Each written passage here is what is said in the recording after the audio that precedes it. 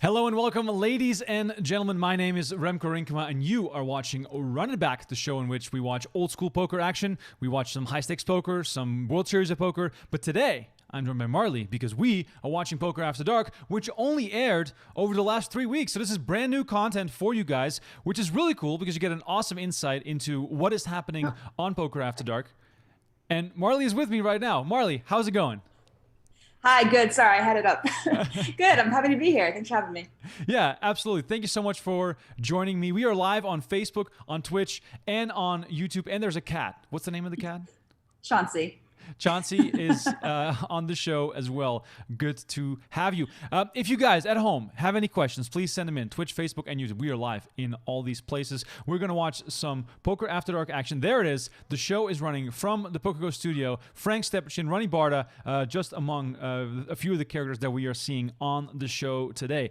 Crack open a cold one. Sit back, relax, enjoy the show. We're going to take your questions. We're going to analyze some hands. We're going to have some fun with it. And we're going to try to figure out if Marle could book a win here on Poker After Dark. Let me start with this. You've been on Poker After Dark before. It was a Run It Up week, I believe. And now you were back. What was the biggest difference between that first appearance and this second one? I think that I don't know, this one kind of felt a bit more serious. I don't know, for whatever reason, I guess I'm actually forgetting what the stakes were that time, but I want to say it was a little bit smaller. Yeah, I think maybe. So. It was a little bit smaller, and this just felt a little bit more regal. Right. So the first time you played, it was in the wide open PokerGO Studio. This is on the new Poker After Dark set, which looks spectacular. So for those of you who are new to PokerGO, we have been taping new seasons of Poker After Dark since 2017. So you've missed a lot of stuff if you've never checked it out. But since this season, season 12, we have a brand new set, which looks absolutely incredible. Both, by the way, for Poker After Dark and high stakes poker. Different sets, really classy vibe there inside the studio. And yes, it does feel a little bit more serious. I have to admit that. It is not as cash and laid back as the other place feels. Were you familiar with these players at the table that you were playing against? No, I've played with Alan once in a big game a while ago, and no, but I think Alex and I played a 5-10 Aria maybe one time, but no, I had never played with any of them. Wow. So were you building some interesting reads based upon the table talk? Of course, it was a fairly chatty table from what I've seen. Yeah, it was super chatty. It was immediately just a good vibe, just a good group of people. Everyone was, happy to be there. Yeah, I didn't really know what to expect. I literally had never met Frank, and I didn't even Google him or anything until we started. So when he walked up, it was a little jarring. I was like, oh, this guy's going to be here. Like, okay, seems fun. Yeah, I mean, Frank is one heck of a character. I've seen all these episodes already, and just his chatter and table talk, we have to, turn it up every now and then. Right here, he's involved with Seven Deuce. For people that are unfamiliar with what this show exactly is, because I see a lot of new people in the chat already, this show is called Run It Back. So if you don't want to listen to Marle and I speak, and if you're not interested in our back and forths, go to PokerGO.com. You can watch all this stuff on demand right now with the original commentary. But we are here to have some fun with it. By the way, meanwhile, Alex Ding has a boat. Stepchin has trip sevens. We might as well listen in. Does it? They attack. Are you young, Alex? I don't know. I think I might be the youngest person at the table. 27? Yeah. We're the same. Am I? Yeah. I guess the beard, I don't know. Molly, how old are A bit you? older. 30. Oh, I'm double +1 your age. I'm a little Frank. offended he automatically knows he's younger than me. It's like, Check calls 400 on the flop and 1500 on the turn. Should I check or? Oh, Show strength. No, should I check? it's up to you. It's up to you. I'm okay with anything. O.J. Simpson, 32. 32 is the bet. The bet sizing is fantastic. in. All in. There we go. That's all I actually see. Go. Oh my God. The very first hand of the night, look and at all that. the money gets in. Pretty sick. Oh my God. Unbelievable. First hand off the deck. Was that a Ali Najat commentary lie, or was it really the first hand? It was one of the first. I will say, like, we were actually talking about it at the table, it was insane. We had like 4 or 5 coolers, multi-way coolers in the first half an hour. It was crazy. Wow. So I'm guess we're about to watch some more of those. Frank getting stacked immediately by Alex here at the start of this session. Try to describe for those who have not watched this yet the character that Frank is, because it's kind of hard to explain. And he just dances to the beat of his own drum. You'll see he likes to show people his hands to sweat with him. He really likes to make it like a community type ordeal, get everyone involved. He likes to play teams. You can see him showing Ronnie his cards there. He's in it for the camaraderie, I think. He's in it for the community, and that's why he kind of brings the table together, I think. Yeah, definitely. And it's good to have one of those sort of instigators, or at least someone who brings up the energy level at the table, which is always very good to see. All right, we got queens right away. I mean, you might as well see what Frank is up to right now, because I'm pretty sure he's not going to be too quiet. Up in Tel Aviv. Okay. Yep, Fellow Israeli. exactly. We bonded just before the game. And Oh, there you are, getting involved with the Enjoying queen life, jack man. off. Walk us Yeah. through this hand. What do you remember about it? I don't know. I kind of wish in hindsight maybe I would have 3-bet, but we'll see. You'll see what happens. It gets pretty wild here. So Frank comes in for the raise. You call, and then Ronnie calls as Ronnie. well. Yeah, he's not big. And you guys both make top pair with a good kicker. You can sort of assume that Frank's always going to continue no matter what. That's sort of his style. You, of course, with the call there, and then it's up to Ronnie. You're probably feeling really good at this point about your hand. I am, and like again, this is actually like the first orbit we just sat, and I don't know anything about Ronnie, but I'm kind of assuming that Ronnie might play a little bit on the snug side, just going up for nothing. So I'm not really happy here, but I think I can still call. Let's see what's We'll see. being said right now. Bottom for 10.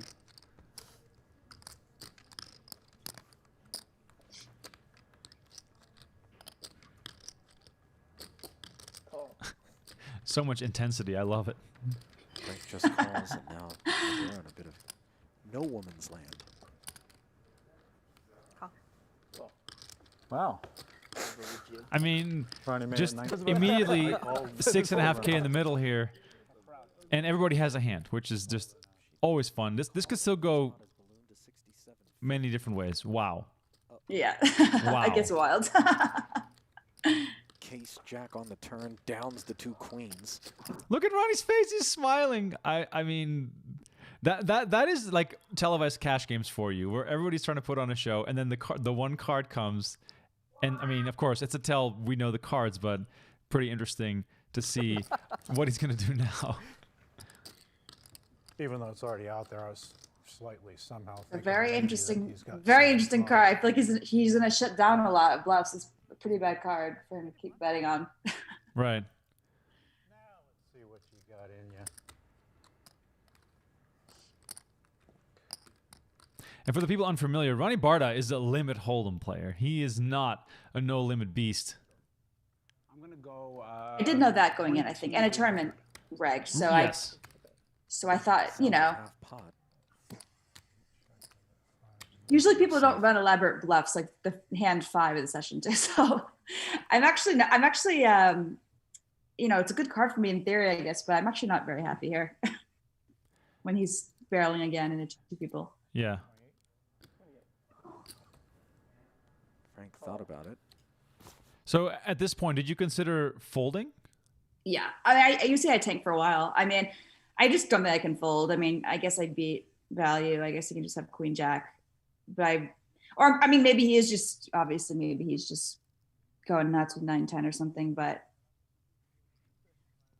yeah, I mean, Frank can be kind of a goober. Maybe Frank can just have any 2. I don't know.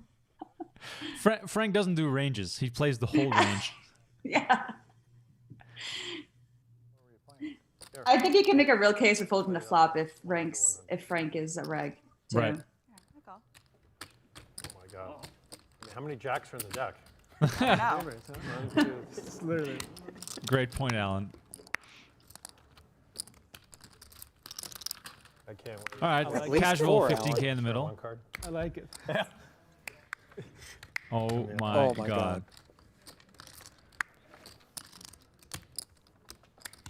My snapper's off.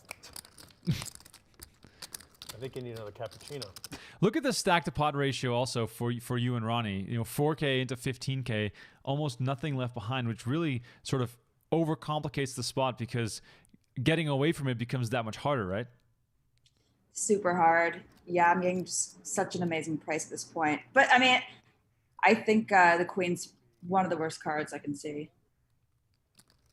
And I frothy. don't drink anything, any beverage warm. I don't drink caffeine. Let me see. Snap one more time, Frank. Let me. Oh, it might be back on now, actually. What a run out. This board is insane. Okay. Hand like 5, by the Would way. or like something. to You're like, what's going Send on? my troops into battle. My God. Well, this would be a very ambitious bluff by Ronnie. I wanted to fold the turn, frankly. But Ronnie is a very ambitious poker player. However, How about this guy? I mean, he's this guy's getting me scared too. Now he called. party. Don't be scared of me. I was born on Christmas. I'm like Santa Claus anyway. Half Santa Claus, half Jesus-like. Getting an amazing price. Oh, the price you're getting is ridiculous. Yeah. This could be a dead hand, guys. This is If there's exciting, if there's yeah. 5 jacks in the deck, I don't know. this could be a dead hand. Something is up. I guess I I've seen 5 queens before. You have Jack 10? Good fold by Marley. And This is unbelievable. Should have jack. Oh, I mean, I wanted to fold the turn. Oh, what a fold. Wow. yeah, I mean, Easy to say when I see the cards, but if probably not have like Frank. sevens or What a something. setup. You call This it. was a house game? this is a crazy game, man. This is so fun. What a crazy run out there. For people who are just tuning in, and I'm seeing lots of people jumping in all over the place. We're watching Poker After Dark, and this aired only 3 weeks ago. So these are brand new episodes of Poker After Dark. Ronnie Barta getting his face kicked in by the Queen on the River. Marley was able to save $5,000 there just because of the way the hand played out. If positions are reversed, you're going broke there, right? Oh, absolutely. Or I think the river bricks, I'd probably just like hero call it off. There's a lot of situations where I go broke there and manage to save a little bit, luckily. Right. Ronnie did stay in the game. He rebought and clearly looks frustrated already, which it's hard not to be when you're stuck 10K right off the bat here. Frank with aces. So far, this is a highly entertaining episode. By the way, thank you everyone for tuning in. I see lots of love for Marley in the chat. That's always very good to see. Mediocre amount of love for me, which I'm totally okay with. That is great. That is really, really good to see as well. Alex on YouTube showing me lots of love. I appreciate that. Everyone else in the chat, please keep your questions coming. I see all of them, and we will tackle some of them. But when you see Marley versus Frank, aces versus eights, you just have to turn up the audio and listen in because it's about to get I love Jack. real interesting All right, again. I called. OJ to 40. I guess I should have just called. In this case, why did you go for the 3-bet fold versus Frank? I think it was a little bit of coming off frustration. I didn't 3-bet the king jack off. I think Alex and Ronnie are in the blinds, and I think, two of the better players at the table kind of is maybe a good idea to shut them out a little bit. Right. So for a cash game like this, do you tell yourself beforehand, okay, I'm bringing X amount of dollars. We're going to see how this first bullet goes and then, maybe mix it up a little bit? Or is it more so, let's see how the game goes and then I'll decide how much I'm willing to risk? I didn't actually bring enough on me. I think I brought like 50K and it was just buying it for 10. And because it got bigger because people were straddling and stuff. And so I wish I had brought more, but I guess I just kind of went into it thinking I'm just going to buy in for 100 bigs. And if I go through 5 bullets, I go through 5 bullets. And FYI, there was a lot of hands that they didn't show, but I was buried like 25 in the first hour in this session. So Wow. I mean, that's just rough. Does it hurt more when it's being televised? Does it matter at all? Like, would you have gone home if this was just a regular poker room game? Oh God, no. I mean, it was great action. Ali actually came out of the booth and was literally said to me, I think you're in the snake pit. Like every hand, you're just you're just getting destroyed and sucked out on and whatever. But I don't know. You got to stick with it, I guess, and just hope it turns. Right, but that's the thing about poker. I mean, people have different approaches to that situation. Like sometimes when you get stuck a lot, like maybe it's not my day. Even though the game is good, maybe it just doesn't work today. But some people are like, oh, this game is good. I can't leave. Lock the doors. We're staying here all night. I think there's honestly a case to be made for both. There's definitely times where people just aren't playing good, and I think that they push way too much. But I think there's like a threshold where the game just becomes so good that even if you're playing your D game, and this game is really good, like this big action in this game, so I don't think I would have it left. And it's always so loose in these cash games. So if you're not making hands, you're always up against someone who, is either sticky or makes a hand. So that's how it can get super swingy almost immediately. Yeah, absolutely. You'll see later, should they start straddling, Frank straddles for like 500 and some crazy stuff. So it gets big quick. All right, Ding checks here with the ace king to Frank. Let's see what he does. 21. Damn it. Call. And Alex Oh, just check before I calls with bet the ace the king. river, I was A little check call action there with the ace king. Shout out to people in the chat. We see Robbie, Stan, Jim, Michael, Nick, Normand all chiming in on Facebook. I appreciate it, guys. We have Adrock chiming in from Pittsburgh, Pennsylvania on Twitch. We have No Tilt today from France. Let me know where you're watching from, depending on the platform you're on. Just let us know where you're watching from. I appreciate hearing where our international crowd is coming from today. And we got some questions coming in as well, and if the action settles down just a tiny bit, we might be able to tackle some of those. Also, by the way, if you guys are seeing on screen, we have a new channel that we launched called Run It Back Clips.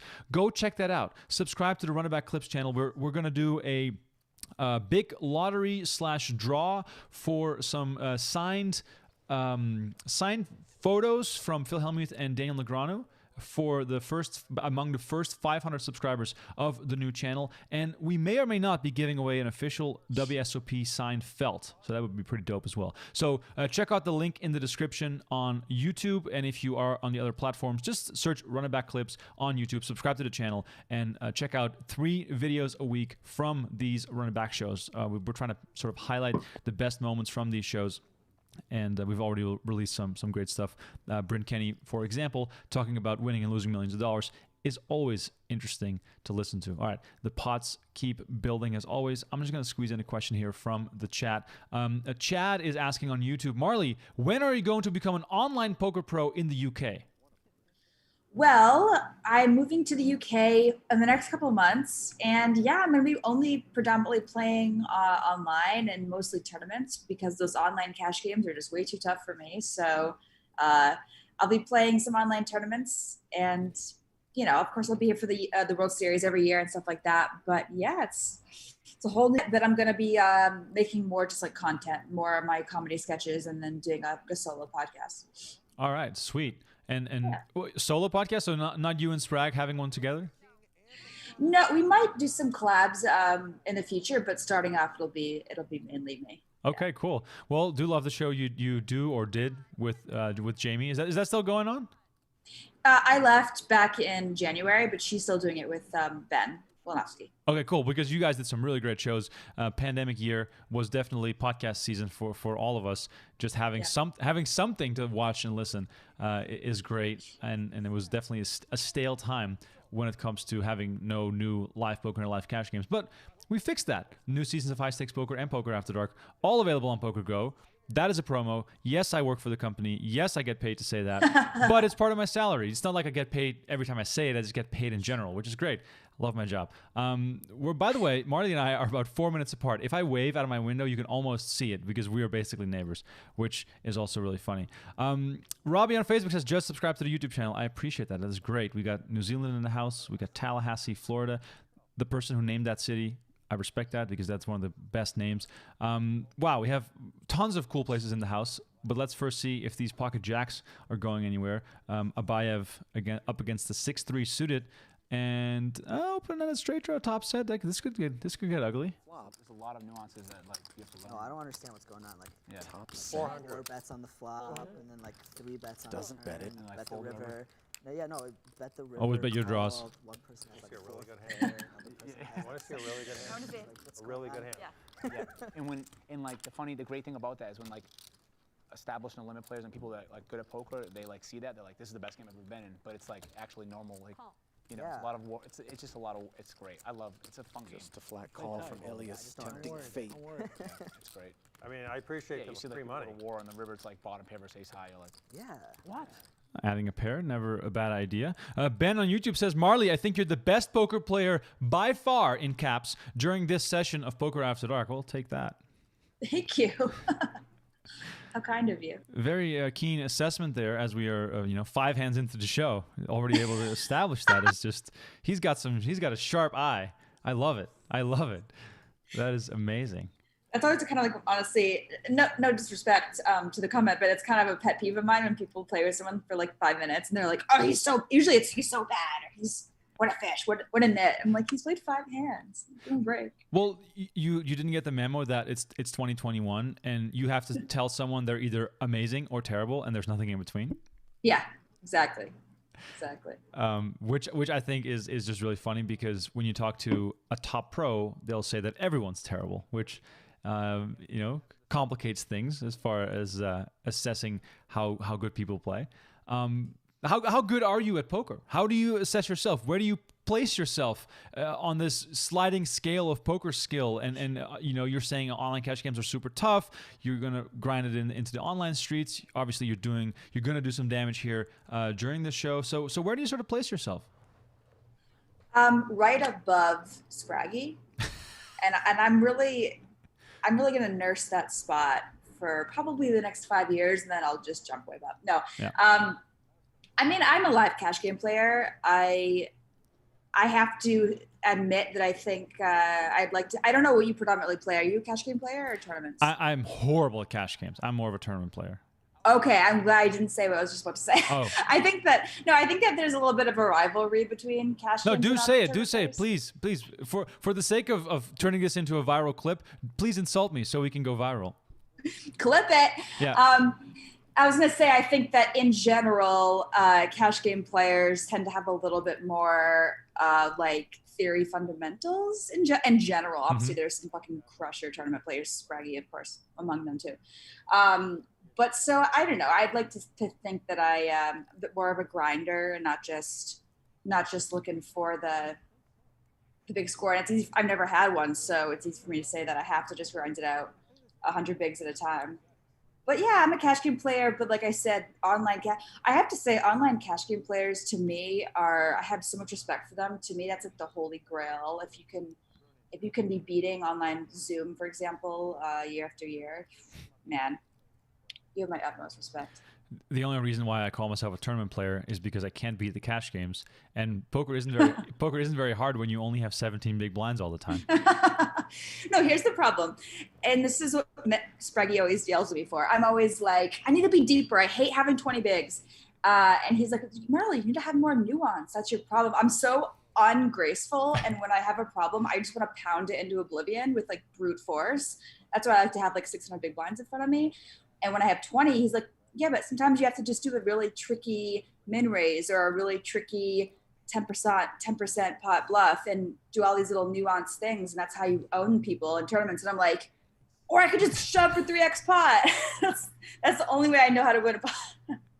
Yeah. So. But there is a massive difference, and I'm not very good at poker. I just love the game, and I play mixed games most of the time when I do play cash, because when you play mixed games, you can drink enough for it to be worth it to slowly lose money, which is a very underrated strategy when you play in live casinos. For the people in the chat, do let us know: are you a tournament player or a cash game player? I'd love to know. And if you are a cash game player, then clearly you are of the superior kind, as Marley has just shown us. Oxford U is saying, is Marley Portuguese? Marley, what's up with your last name? Are you Portuguese? I am. My dad is Portuguese. There we go. We got that figured out. We got Jacksonville, Florida in the house, Minneapolis. We got Australia, Canada, Alaska, Malaga, Spain. Beautiful city. I've been there once. It was very, very fun. What else we got going on here? Jason says, the set looks great. Thank you. The set does look great. And honestly, oh, by the way, we're missing some action here. Ooh. I'm dead. I'm dead. We have Alex 4 thinks threes?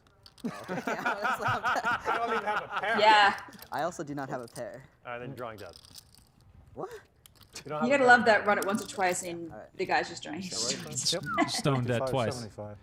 Thick needle. 0% twice is still 0%. Rivered me. Cooler. Like I had top pair, top pick, you already All right, had so set. 13K going to Alan Richardson here. For those who are just tuning in, we are watching Poker After Dark, recent episodes that have just aired on Poker After Dark for the very first time. So if you have the show back, also High Stakes Poker is back, and we're going to tape more High Stakes Poker later this year. We've already taped more Poker After Dark. It's just going to keep on rolling. We're going to have so much content coming out. And Kyle, in that vein, Kyle says, Marley on High Stakes Poker? Question mark. I'd love to. I've played with a bunch of those guys a decent amount, but I have to say, I never played with Rick Solomon, and it's my dream to play with him. He's just the best. I root for him so hard. He's so fun to watch. I just love him. I want to play with him. Rick Solomon intimidates me no matter what the scenario. Whether I see him in passing, whether I see him at the poker table, he's just an intimidating presence. And he doesn't really speak. He just grunts, which is also intimidating. I don't know what it is about Rick Solomon, but he's definitely a one-of-a-kind character. Yeah. All right, we got Frank and Abayev in a hand here once more. By the way, on Facebook we have Kyle from Massachusetts in the house. I appreciate it. Alex says tournament poker is good for mediocre players on a budget. That's great. I love it. I'm on a budget. I'm a mediocre player. I identify with this statement. I appreciate it. Robbie says, I play at the Horseshoe in Hammond, Indiana, and other casinos here in Illinois. I hope to play against the beautiful Marley someday. There we go. He also follows up, says, for me, I feel more intimidated by others in cash games, where in tournaments I feel more comfortable. I think many people will identify with that, because in cash games, when your 100 big blinds are at risk every single hand, and then you have to reload, it's a very different feeling than just being able to shove 20 big blinds on someone, which makes life easier. I mean, I don't know what else to say. It's definitely a fact. Marley, since we have a lot of time and a lot of hands to go through here, I also want to get to know you a little bit better, because I feel like there's always going to be new people tuning in and unfamiliar with perhaps some of your backstory. And I saw this question come in already, so I'm also curious. How did you even find the game of poker? When did you and poker have that first date, so to say? Well, my dad actually played full-time for a little while, and I lived in Vegas. I went to freshman year of high school in Vegas when he was playing live. He played Limit at the Bellagio with Ronnie, actually. Ronnie and my dad played together a bunch. And so I guess it's been a long time. I was like 13, 14 at this time, and I played with family and stuff. And I've been playing full-time now for about 5 years, and then doing content for 3. So yeah. And did you always think like, oh, I'm going to be a poker player, or were you headed in a different direction and then you somehow got into poker? No, I mean, I always loved it, but it was never really my thing. I went to school in New York, and I was an actor and was kind of in that whole entertainment world. And my dad was living here in Vegas, and I was kind of burnt out with New York. I was there for 6 years. And so I came out here to, be closer to him and just kind of start over. And I was in Vegas, and of course I met friends and my ex-boyfriend, and I got sucked in. And now the way you look at the game, do you think that like you're going to be a poker player like profession-wise for a long time, or are you still leaning more towards, comedy and acting? Well, I'm definitely leaning more. I'm leaning more in towards content, more in towards my creative stuff. And that's my first love. I'll always play poker. And I feel like having that balance, having that, and also the financial burden being taken off, it's almost made me love poker more, because now I can just truly pick and choose the games I want to play and not feel that pressure. And I see someone ask me here, do I sell pieces? I'm staked for bigger games. I play like lower games of my own money, but I am staked for this game by the same person. Is it any different playing staked or playing in your own money? Does it make any difference for your mindset? The only difference is when you're in a decent amount of makeup. I would say that is the only time I really feel pressure, I guess. Yeah, I mean, but in general, I would say no. Yeah, I don't know. I've been stuck by the same person for big games for years, so I think that I just have enough. We have a good dynamic now where I don't feel that at this point. So, if and when you were or are deep in makeup, how do you focus on just playing your A game, and how do you focus on not thinking about that? Because I can imagine that something in the back of your mind might be, oh, we should swing for the fences here because we're stuck a little bit. Yeah, I don't know how. I just like have to focus on. I just have to focus on. I give myself a little pep talk and I say like, hey, just focus on playing this next hand as best you can. Just make it. It's kind of like to zoom in on things and not make them so big. It's kind of I use that in real life too. Sometimes it's easy to make things big and overwhelming, and you just say, okay, we'll just focus on playing this hand well, and then the next hand well, and then it'll snowball, and before you know it. But yeah, I mean, it's challenging. The other thing too is when you play, when you're shot taking, either on your own money or on a stake, and it's like you only see so few hands in live poker, and pressure. Gotta run good. Right. What's the toughest time or spot you've been in over the course of your poker career? Like hand-wise, or like just general? Yeah, like driving home late at night, thinking like, how did I get here? Like, what did I do? Not to sound too dramatic, of course. It was raining too, and it was terrible. Car broke down, all that stuff.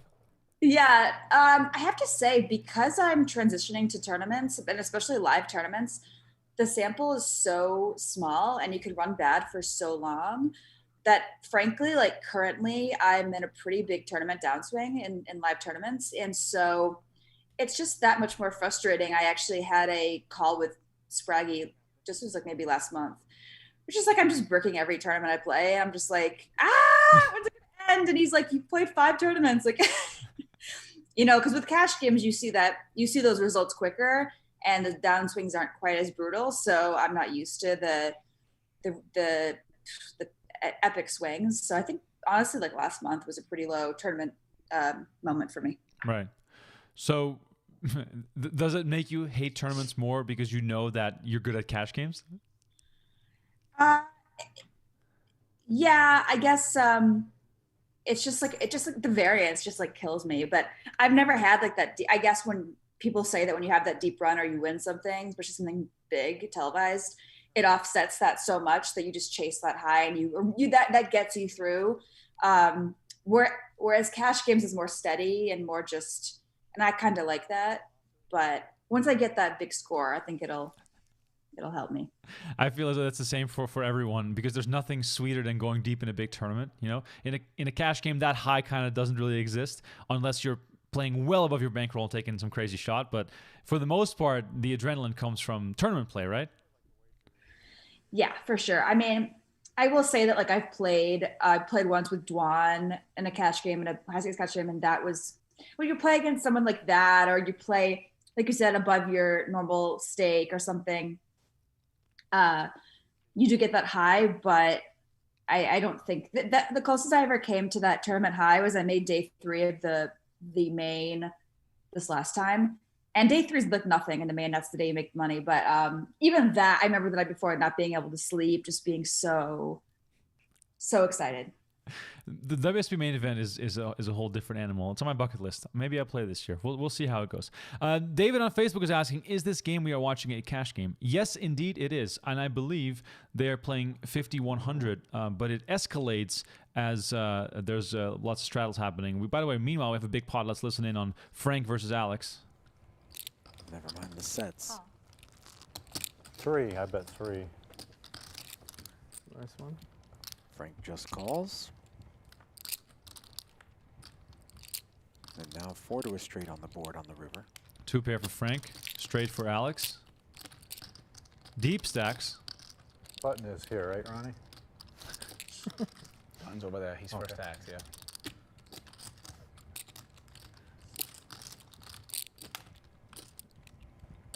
Eight. Wow, pot size, full pot. Okay, 8,000. Don't put any more out. Don't put any more out. Even though I know you didn't mean that. He's the best. Man, I can't. I mean the river? Yeah. I hadn't looked at the river, but I was dreaming that you were saying the 8 was the river.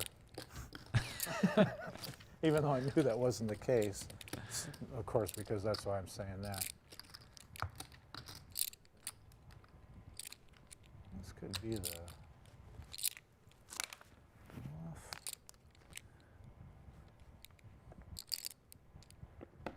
Six spot for Frank. Yeah. When you're hyper aggressive and playing in a super crazy style and then make a hand as strong as 2 pair, like you almost should never fold because you're always opening yourself up to getting bluffed even more when you already have a crazy style, right? Totally. Well, also, I mean, Alex is playing crazy. You'll see he opens 4 deuce off a bunch. You see he plays, he himself, he plays crazy. So he's capable. Yeah, I mean, I can't blame him for calling. Alex is really capable. Alex bets pot on the river, gets called by Frank, and rakes in a huge pot here, playing 5,100. Look at that massive stack. I'm usually happy when I have 1 black chip in front of me. Alex, meanwhile, has racks on racks on racks, as they say. For you guys who are just tuning in, this is Running Back. We are watching Poker After Dark that just aired on Poker After Go. New content out on PokerGo. We are also gearing up for some exciting tournament action in Vegas. We have the U.S. Poker Open coming in June, the PokerGo Cup in July, and then the 100K PokerGo Heads Up Championship following the PokerGo Cup. So plenty of crazy big tournaments happening now that Vegas, by the way, is a complete madhouse. I just want to say that. And now that they've removed the dividers and there's this the honor code for the vaccinations, which obviously poker players would always be honest about that. So no issues there whatsoever. That's all going to go really, really well. But in general, tons of big tournament action coming to PokerGo. Lots of live streams coming up. All right, here's the straddle to 500, as you said. Walk us through this hand. You made it 1,600. A little over 3x. Yeah, I probably could have gone smaller, but we're just super shallow. I think I started the hand with like 9K or something, and just no point in the hand I'm ever folding. Yeah. Indicative of the action, Alan Richardson calling 1,600 with 7 deuce. What was there a 7 deuce game on, by the way? Yeah, I don't think you mentioned that, but it is on. It's $100, or maybe it's 200 bounty, 200 per person. So you get $1,000. But I do, even saying that, calling with the 7 deuce with the 500 bounty is a really strong play. I gotta tell you. I mean, that's strong. Exactly. There goes Ronnie with the shove, all in. Are we watching a tournament or is this a cash game? Okay, you make the call, creating a huge pre-flop all in. Alan deciding to muck the 7 deuce. 22K in the middle. Let's listen to the showdown. I like to try, Alan. My plan fell apart. I like to try, though. I like the 7 deuce here, actually. Yeah, I was about to say. I feel I was in for the 11 instantly. What I was telling Get my Ronnie. 1,600 back. 7 deuce. Let's go. I had 9-4. 900. Good luck. I had 9-4 of hearts. Yeah, Gotta come just to send it this to you, and I'm on the like, flop. just have ace king. Double torture. I thought she had like ace queen. When she called, I was hoping that she had that, and that's what she has. Deuce. I'd like to win deuce, once and 9. win once. to be 20K honest. flips can be fun. King right in the There's the window. Running it once or twice? I didn't catch that. 2, thank God. 2? Like I said, I was already buried at this. I think, I was already stuck maybe 15K or something at this point. And so, not a great spot to be in when you're already stuck, and then you're running it twice in a flip, and you lose the first one, and you're like, okay.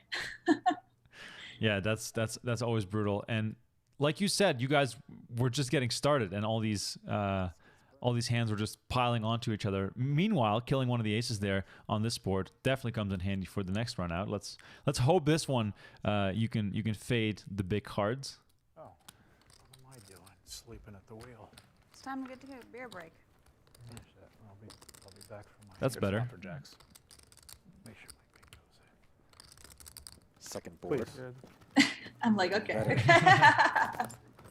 for Marley.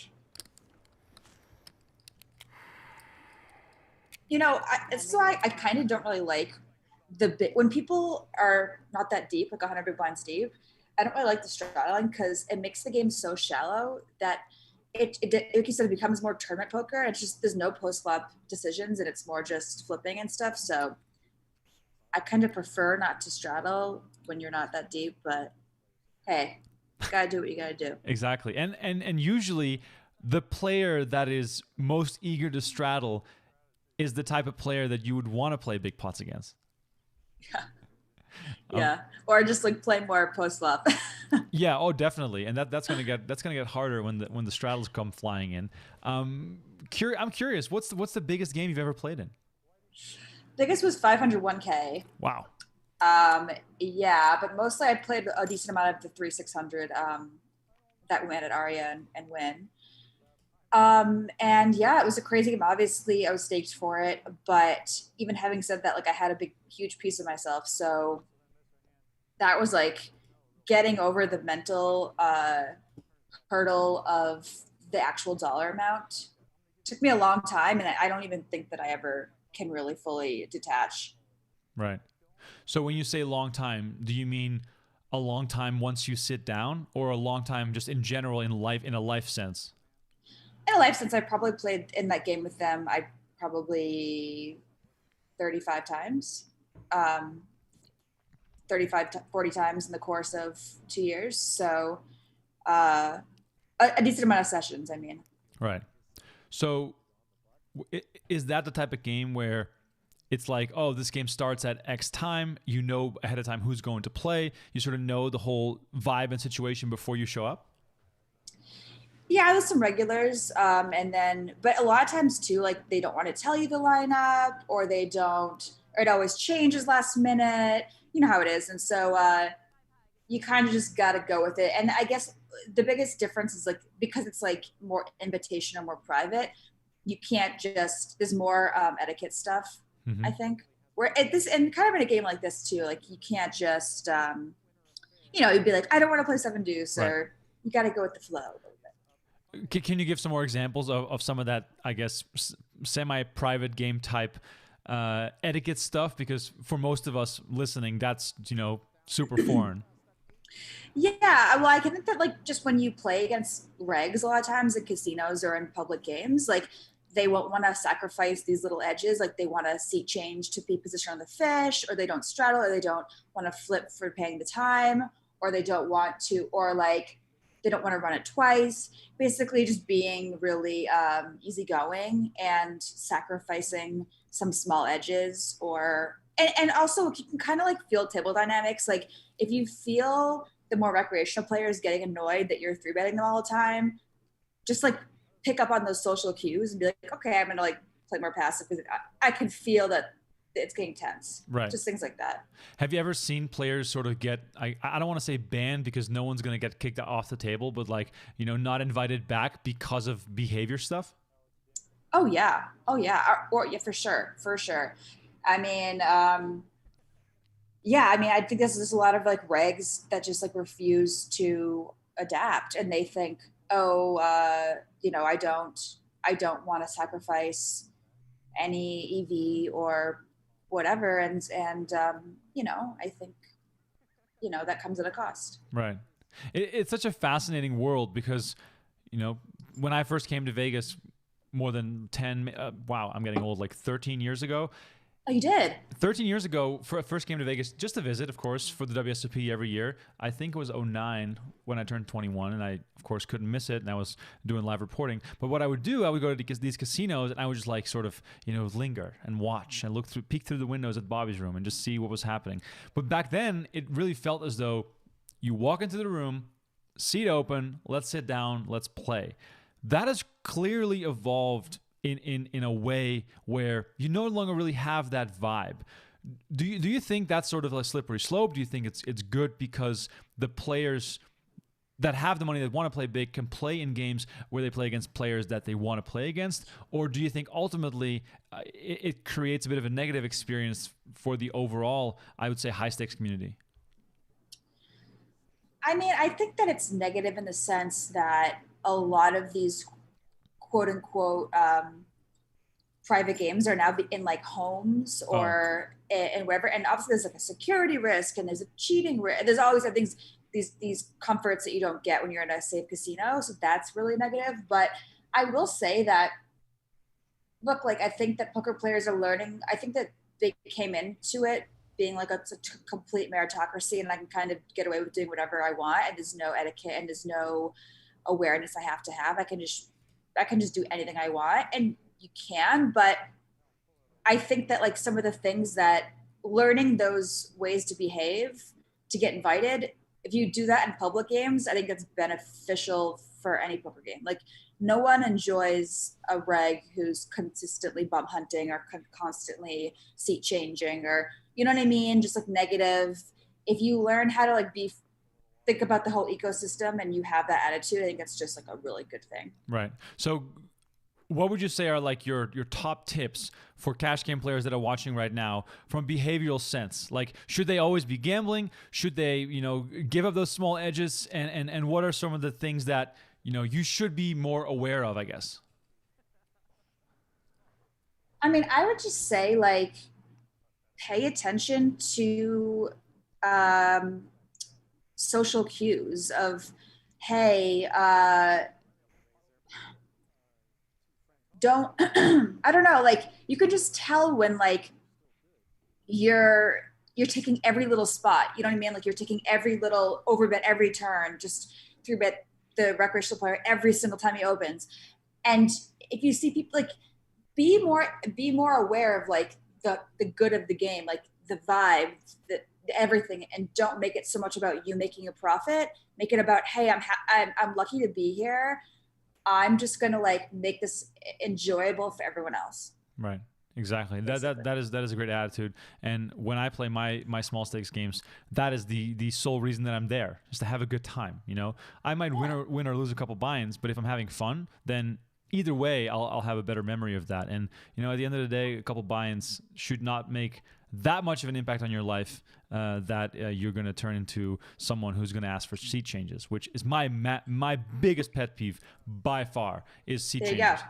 Seat changers are the worst. If you are a seat changer, stop right now. It's so I call it gimmicks. Gimmicks. Exactly. All right. If you guys have any questions for Marle, please send them into the chat. We are live on Facebook, Twitch, and YouTube. If you are watching on these lovely platforms, don't forget to like, follow, subscribe, whatever you're in the mood for. Please do so. Do love that attention. And I do the show once a week. Last week I had Spraggy on the show. We watched the 07 main event final table with Jerry Yang, who is by far my favorite poker player of all time, and really fun to watch. And then while you're at it, I know this is a lot to take in, but please subscribe to the new Runner Back Clips channel. The link is in the description on YouTube. It is a new channel. We have 3 clips a week. It's only the best of the best from these Runner Back shows. We have some of the best stories and everything else that goes along with this show, all on that channel. So if you miss a few of these live shows, of which I have done over 100, this was an idea that started in the pandemic. We've had many guests on the show, such as Greg Raymer, Chris Moneymaker, Joe Hashim, watching their final tables from the main event. Lex Veldhaus watched all his high-stakes poker hands, and plenty more. So please go and check out all that content. We're going to release a lot of it on the new Clips channel. All right, let's see what else is happening in the chat. See if we've got any good questions coming in from the people that are asking. Ricky in the chat on Facebook. Ricky, appreciate you tuning in, man. I'll talk to you next week, man. What else we got going on here? Let's see. All right, no. Oh, I mean, this is a huge question, but I'm very curious myself as well. On Twitch, from someone with a very long name that I can't pronounce. I don't know how Spraggy and Lex do it. These names, I'm just like so lost on them. Anyway, the caster, and then a whole bunch more letters that don't seem to be in the right order. He says, Marle, what was your biggest winning session ever? Oh,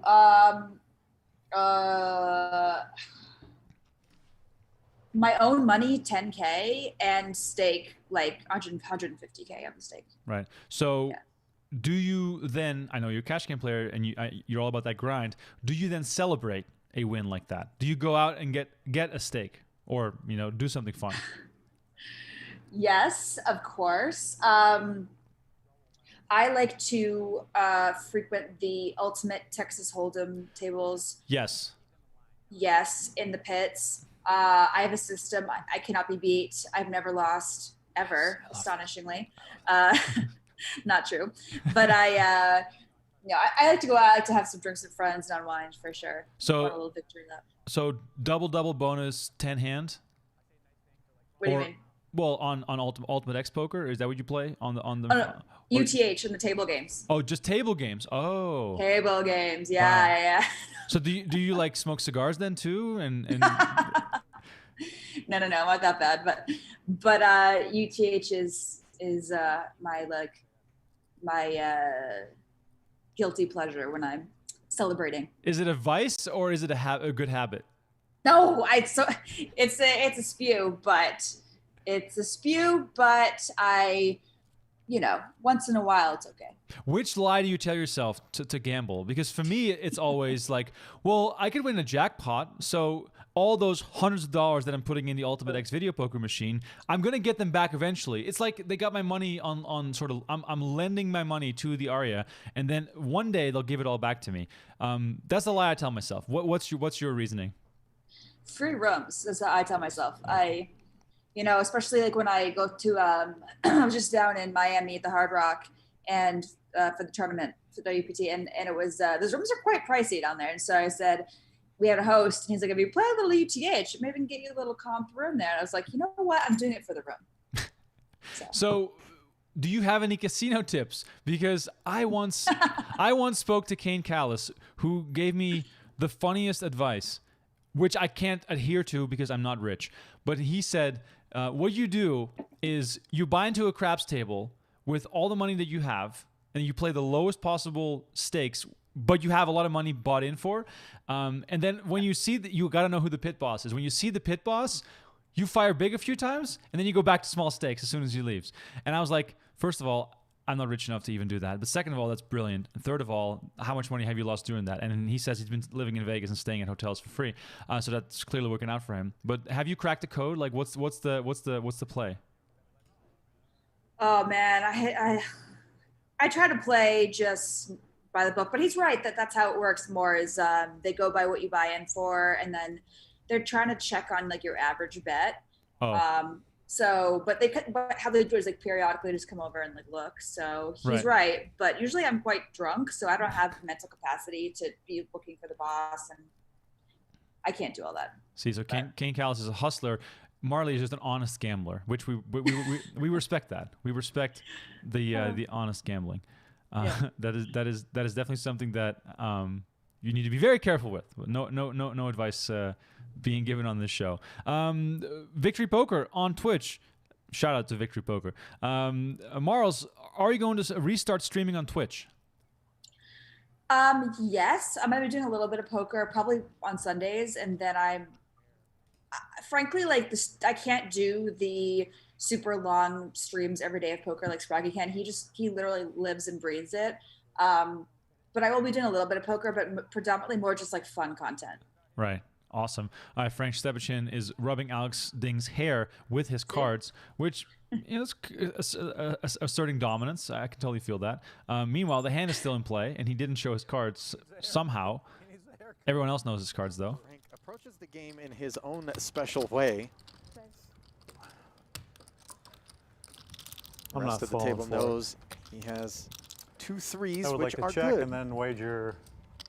I'm going to check, and I'll bet 2,300. Okay. So officially a check back on the flop, which then produces a queen, giving Ding the best hand. Did you just look in a mirror? What? That's why you're giggling about your hair? Oh, no. Check. It's also random what he says. Still no betting. Frank did have a flush draw. I wasn't sure. I didn't look back. One of mine was a heart. It was. I needed a heart. I was thinking I needed a heart. Can you beat a pair of threes? That 3 high flush is just, so desirable. Exactly. So clean. So clean. So easy to play those 3 high flushes. Kind of a big question coming in from Nate on YouTube. He says, what would be your best 1/2 tips for a casual 1-3-2-5 player? I would say just do a lot of bet folding. I think a lot of people are timid to like go for maybe even some thin value and stuff in those games, but you just can and just like bet fold a lot. because you won't really get bluffed, and they'll just passively call a lot. So I would do that, and then I would say, man, I don't know. I think bankroll management. Just be as cautious as you're being. Just be a little more cautious. Right, and then go to the 3-card poker table, and apply a similar strategy. You gotta mix it up a little bit.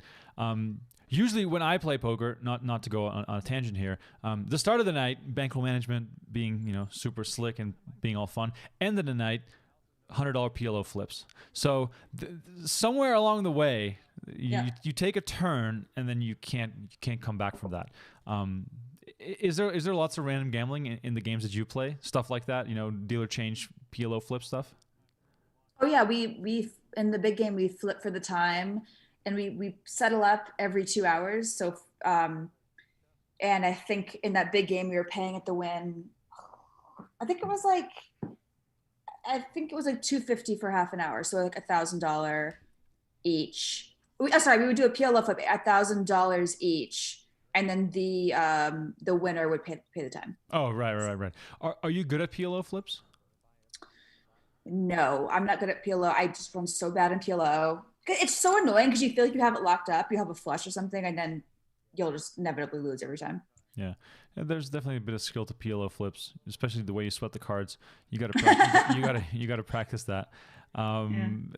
Peacemaker says, "Do you play in Bobby's room?" And let me extend that by asking, have you ever played in Bobby's room? Never. I would love to. I've only played in the old Ivy room and then at the Wynn in the salon area. Right, and now of course Bobby's room is called the. It's so confusing. Is it the Legends room? And yeah, then, I think so. And then Aria is table 1. Yeah, but I refuse to acknowledge both those names. Ivy Same. room, Bobby's room. That's just how it is. Let's see. We got Serdon asking on Facebook, how do you manage a losing streak? Do you take a break from the game? I think a good thing to do is to move down. It feels painful, but to move down. And honestly, the biggest reason is just building confidence. Like if you play 2-5, go play some 1-2. The players will be worse. You'll just build some confidence. Maybe you'll get some momentum, maybe a winning session under your belt, and then you can go back and you just feel better. Exactly. And it's always good to talk to a friend that you respect about some of the hands that you've played to make sure that you're not just on a losing streak. Maybe you're just playing bad, which there's a big difference between those things. Yeah, definitely. All right, we got Frank again talking. 2 7s? 2-7. Oh, he told him his 7 hand. with the deuce. This is awesome. Oh, you're playing the old 7. I didn't put you on that. I'm going to put you on that. Can you beat it? It's possible. Sometimes. He doesn't know Bayev. the Mighty Mo. Fishing for information. Now he's got some, but I was in the Navy. what's he going to do with it? You are? I'm a good swimmer. I'm a decent swimmer. I swam some laps this morning with my eyes at red. Chlorine pool. Nice. That's funny. Guys, when they come back there, they smoke tons of weed. I always say, did you just go swimming on break? You know? Yeah, I went swimming right before I sat down. Don't do it. You didn't have deuce 7. It's a river. So Ilias, I've seen his hand at this point, so I'm sweating hard. I love it. I saw a question earlier. Someone was asking, do you have any regrets about this game specifically, about the way you played? That's a good question. But the way this definitely, obviously a couple hands that I just completely butchered and would have played differently. But I don't know. Like, I guess just there's some spots that I just messed up on, I would say. Do you go back and analyze? Do you rewatch the broadcast and make notes? Talk to friends or coaches? Like how do you approach the getting better element of being a poker player? Well, I think for me, 9 times out of 10, I kind of know I either butchered it or I'm not sure. Pretty much immediately after the hand, you kind of mentally just know the ones that at least you weren't sure in. It's pretty rare that I feel like I just played a hand perfectly and it turns out to be an epic torch. So I usually just know you know, like I didn't know, or I just messed up, and I just can like talk about it afterwards with somebody. Right. So you're able to sort of adjust on the fly and sort of put that aside, but then also take it into account and make sure that you make a similar mistake. This is hilarious. He's the best. He is the best. This is fantastic. Huh? It's up to you. Folding, please, fold. Frank Stepichin just absolutely loving life at this table. In case you're just tuning in, if you haven't watched this Poker After Dark session or this week, you got to go back and check it out on PokerGo. We have a promo code that's active called HSP for high stakes poker, obviously. It's $20 off the annual sub, and it's well worth it. We have the entire WSOP archive on there right now. We actually digitized from VHS some of the old WSOP main event final tables going all the way back to 1973. You can watch both Stu Unger's wins from 1981 and 1997. And we have a whole bunch of cash game action out there as well, including high stakes poker and Poker After Dark with new seasons. And here we have queens versus queens. Let's see how this goes. Race to 300 from Abayev, and then Ding makes the 3-bet, and Ronnie, who's stuck a pile, looks at queens as well.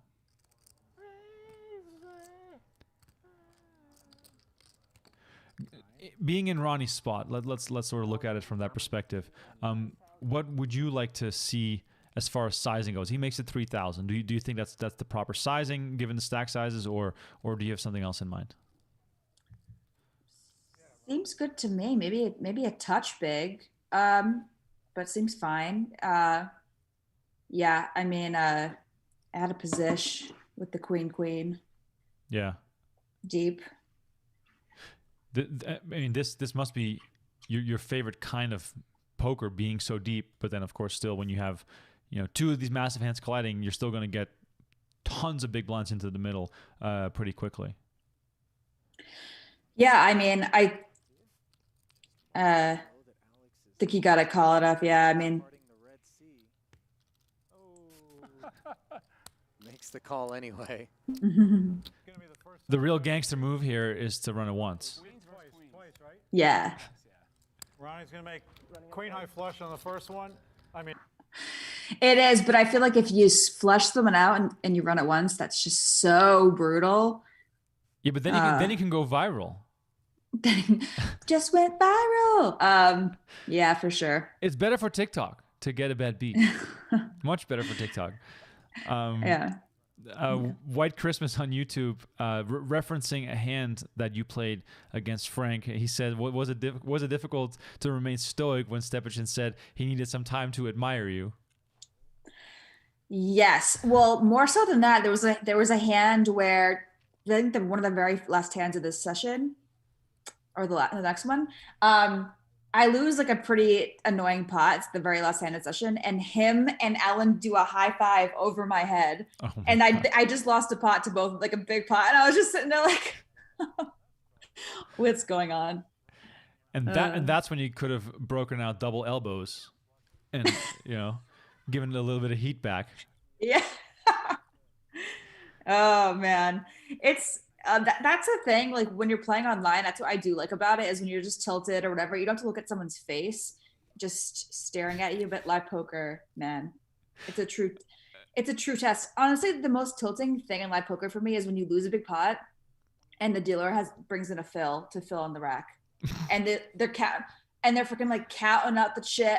Oh my god, dude! Or they do they change the decks, or they, you know what I mean? I'm just like, oh man, you're just sitting there stewing.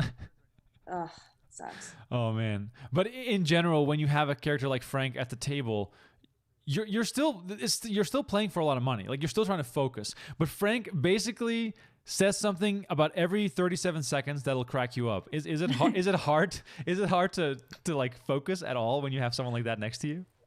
Oh yeah, for sure.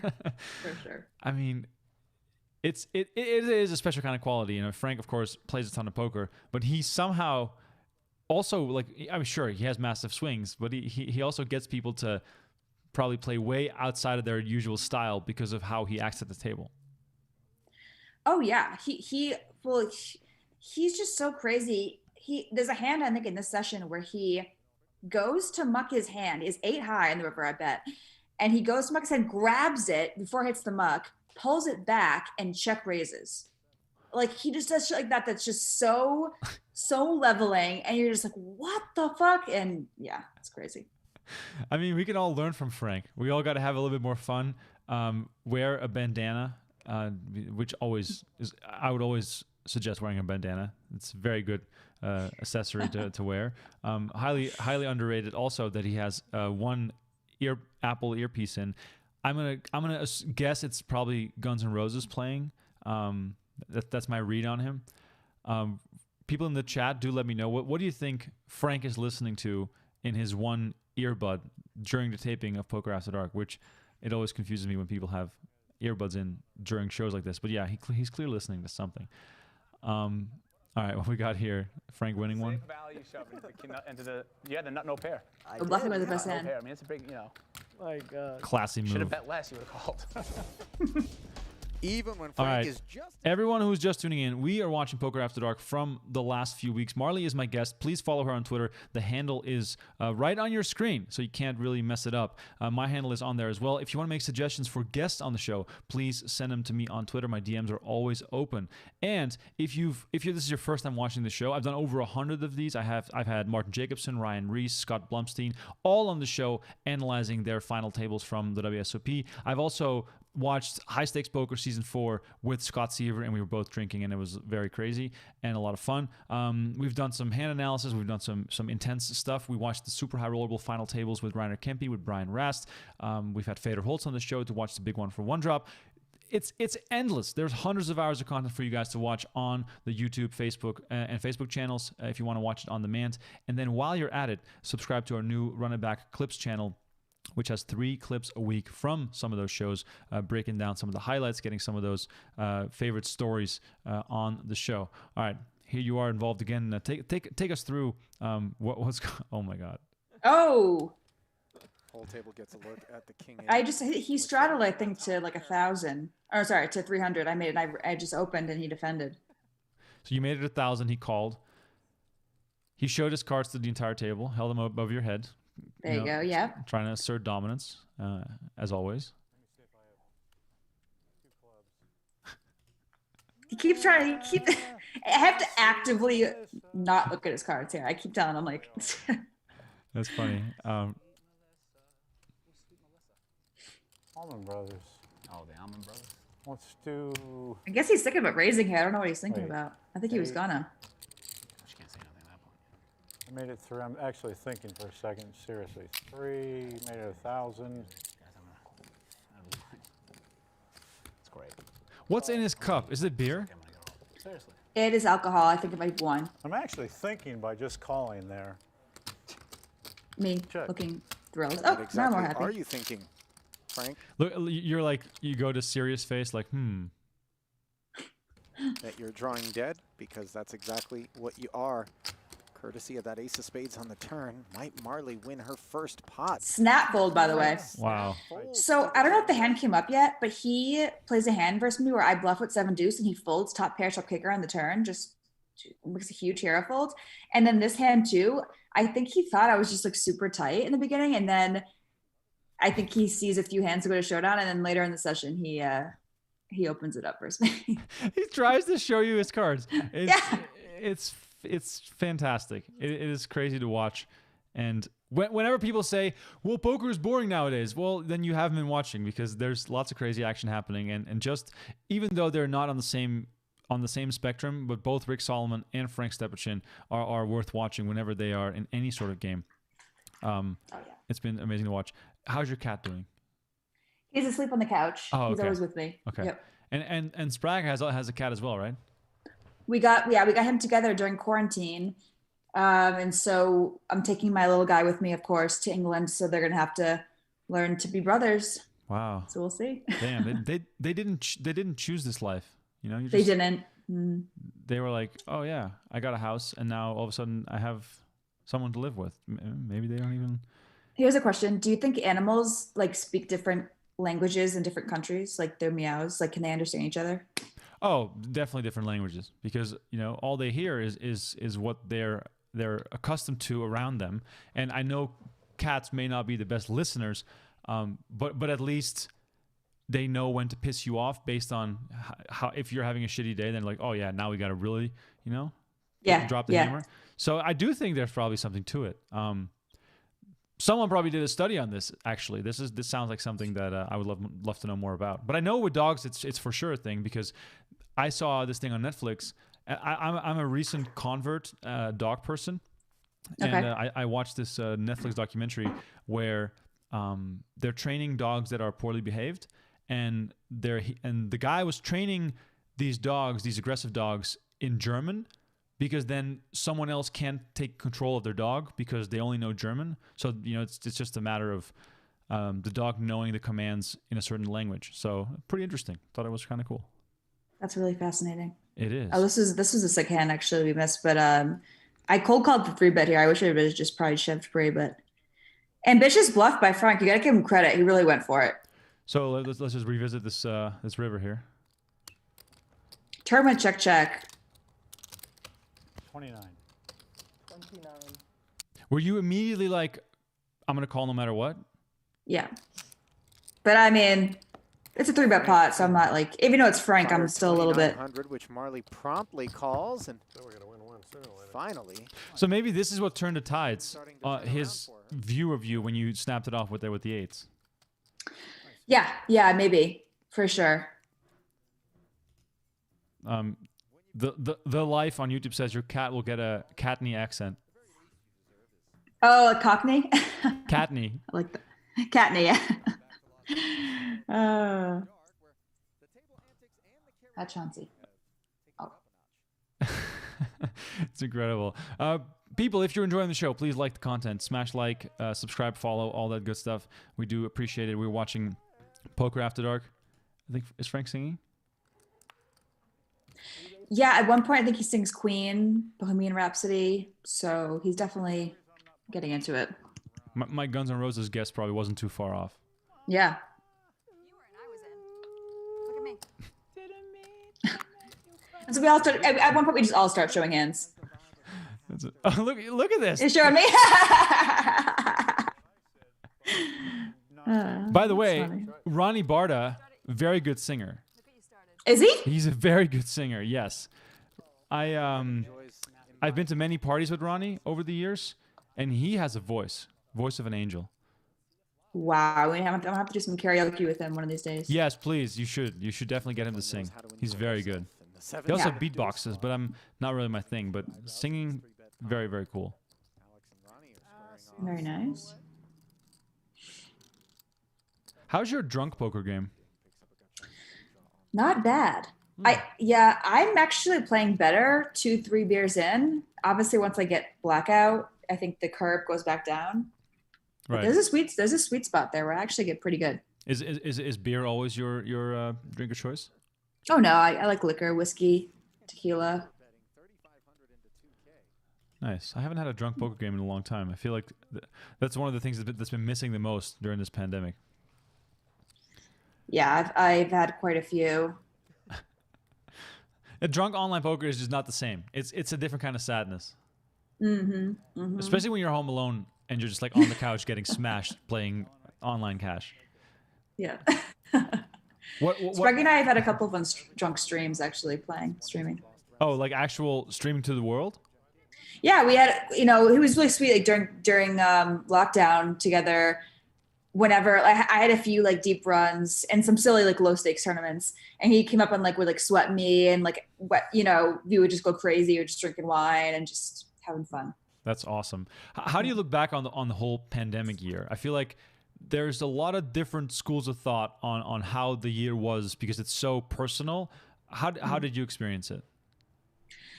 Honestly, it was pretty great for me. Of course, I just was like, with my boyfriend living together for the first time, and we just like had so much fun. And of course, online poker was booming, and I don't know, it was obviously hard in some ways, but I just was really lucky that I got to be with him. I can't imagine being quarantined by yourself this whole year. That's gotta be tough, but it was great for me.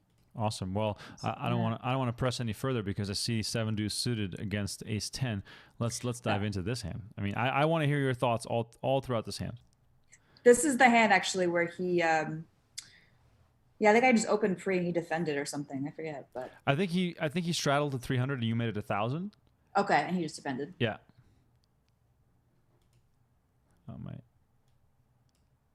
My audio is not working on the video, so we have to pretend that we can hear Frank singing. Oh, there he is. Carry on. Nothing really matters.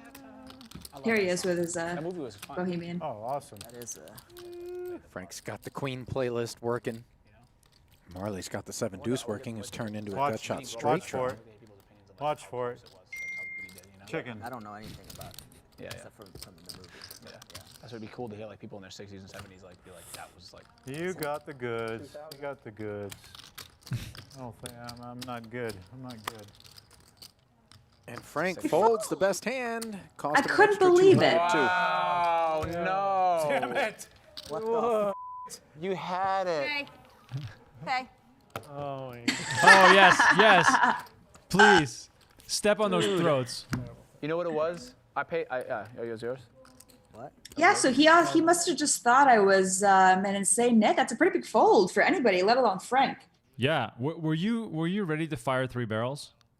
Oh yeah. Oh yeah. Damn. Come on, Frank. It would have been a much better hand. Facing a 7 deuce bluff on the river. Or maybe I just get there with the gut shot and I don't need a bluff. I mean, That was my plan A. you're bluffing with equity. You know, that's how you present it to your coaches. Like, I was bluffing with equity on the turn. What did you have? I had equity. I mean, what does it matter? That'll work. All right, let's see. Meanwhile, by the way, Frank is known as Frank Chicken Wing because he was eating chicken wings at the World Poker Tour final table that he made, and now he has a plastic chicken wing on the table that he uses as his card protector, which is very disturbing, I must say. How does one acquire a plastic chicken wing? Very confused about that, but yeah, definitely legendary. Does like to drink, and usually as the night goes on, things escalate when Frank's at the table. Hey, get back behind your curtain. Talking to production there. Yep. Okay. Alex has him in bad shape, defending with Go the 2 biking5s. with me. We'll see what happens with you. Neither player hits the 9-8-4 flop. Zucker on Twitch is asking, what tour is this? Well, this is Poker After Dark, my friend. After 7 seasons on NBC and a 10-year hiatus, Poker After Dark was brought back by PokerGO, and we are now into season 12. So we've been running tons of shows on PokerGO, and of course, they have also been airing on the NBC network. For those complaining, why is there no more poker on TV? Well, there is. Check your local listings. PokerGO is providing a lot of content for NBC. We are showing events such as Poker Masters, US Poker Open, and some Poker After Dark action as well on NBC from the new season. So definitely tons of content for you guys to check out. If you're new to the channels, please like, subscribe, and follow, and keep in touch with me because I do this show every single week. I've had many big guests on the show, and I will continue to have some big guests on the show. I think I'm going to have Kevin Martin on the show pretty soon. He's pretty fun. He's also a Twitch streamer. And if you guys have any suggestions, please let me know. You can follow me on Twitter. My name is on the screen. And you can follow Marley on Twitter. Her name is also on the screen. Super simple. We put some thought into this. Oh, did you guys read that thing where it says subscribe to our new Run It Back Clips channel? Link in the description. Yeah, please follow those directions as well. And that would be greatly appreciated. All right, back to the action. Deuces against 5s, 3K in the middle. Don't know how that money went in, but Ding has his flush and Ronnie has nothing. So I don't think this pot is going to see any more money being added. He checks behind, gives up. Ding shows the flush and rakes in the pot. Terrible night for Ronnie. Terrible, terrible night for Ronnie. Just nothing going his way. Did you guys console him with the alcohol afterwards? Well, I didn't know this, but I was really sad to hear that Ronnie doesn't drink much. Oh. It doesn't make it. Yeah, he said he doesn't really. I think he did have one after, but he said he's not really a big drinker. And my deepest condolences to him. It's so sad. Yeah. But there aren't many cures for losing money when you don't drink a lot. yeah, and he's food is another one of mine. Yeah. UTH. I don't think he does that either. When you call it UTH, it sounds like something you get under a bridge, like in North Las Vegas. It's honestly like probably just as degen Yeah, as any of those. Exactly. Health risk, definitely not approved by the FDA. Speaking of food, by the way, and since you're a Vegas local, what are some of your favorite spots to celebrate at? Favorite restaurants, I'd say I love Mint Indian Bistro. I don't know if you've been to Mint. Ooh, I'm making notes. I'm not kidding. Oh yeah, Mint Indian Bistro. It's the best Indian food in the world. Wow. I love, of course. I actually went the other day to Lamai. It's a Thai restaurant on you've been there? Spring Yes, Mountain? many times. Love Lamai. Lamai's great. I love El Dorado Mexican at Sapphire. Yeah. Another good one. What are some of yours? So we live in Henderson and we try to support all the local businesses. A new place just opened up on St. Rose called Ninth Island Grill. I'll check that out. It's honestly mind-blowingly good and it's so cheap. And if you're into spicy food and if you love fried chicken, get the spicy garlic chicken, which blows my mind. And I got it yesterday. And they also have poke and they have acai bowls. All in the same place. It's right by Costco. You got to go check it out. But Water Street in Henderson, for those visiting Vegas, Water Street always used to be a place that no one ever wants to go to. But Hardway 8 opened up. A really cool bar on Water Street, just walking distance from the new arena where the Golden Knights practice. If you're ever finding yourself in Henderson, go to Water Street, check out Hardway 8, really cool sports bar, really good bar food. Their fries are excellent. And then you can also check out some of the Golden Knights practices if you happen to be around during that time. Those are the first two places that come to mind. But I'm huge into food. I can eat at restaurants every night and never get bored because the city just has so much to offer. It's kind of ridiculous. By the way, speaking of though, I just saw your amazing weight loss bet. Congratulations on that, on your weight loss. Thank you. I appreciate that. Yeah, I'm working really hard to put that weight back on as we speak. I do need financial incentive not to eat, so I'm looking to make new wagers to get me back to where I was. But yeah, I lost a lot of weight, and Vegas, as strange as it sounds, is the perfect place to get in shape because the weather's so good. Doing outdoor stuff is very easy here. You just got to stay away from all those restaurants, which is kind of tough. Yeah, for sure. Big Bang Theory says, what is UTH? UTH is Ultimate Texas Hold'em. It is a casino pit game where it's kind of like poker. You get two cards, and the dealer gets two cards, and there's the community cards. There's no bluffing or anything. It's just basically you can bet at one point pre-flop, flop, or river. Or if you want to fold by the river, you can fold. But it's basically just kind of a very silly, watered down version of poker, but a little bit more gambly and fun. Right. It's like coin flips, but you're paying rake. Yeah, it's one of the best edge, the least casino edges in the casino, I think. I think the only thing better is blackjack, but yeah, I like it. You ever play Let It Ride? No, what's that? Let It Ride is very similar, but you basically you start by having 3 bets out there, and then you can take bets back based on how bad your cards are. So you can let it ride if you get good cards, and then you basically play 3 streets, and then you make a poker hand. It's very similar to UTH. That's what we used to play drunk at 5 a.m. at the Rio after a long night of work during WSOP. Let me tell you, when the sun comes up when you walk out of the Rio, it's usually been a bad night.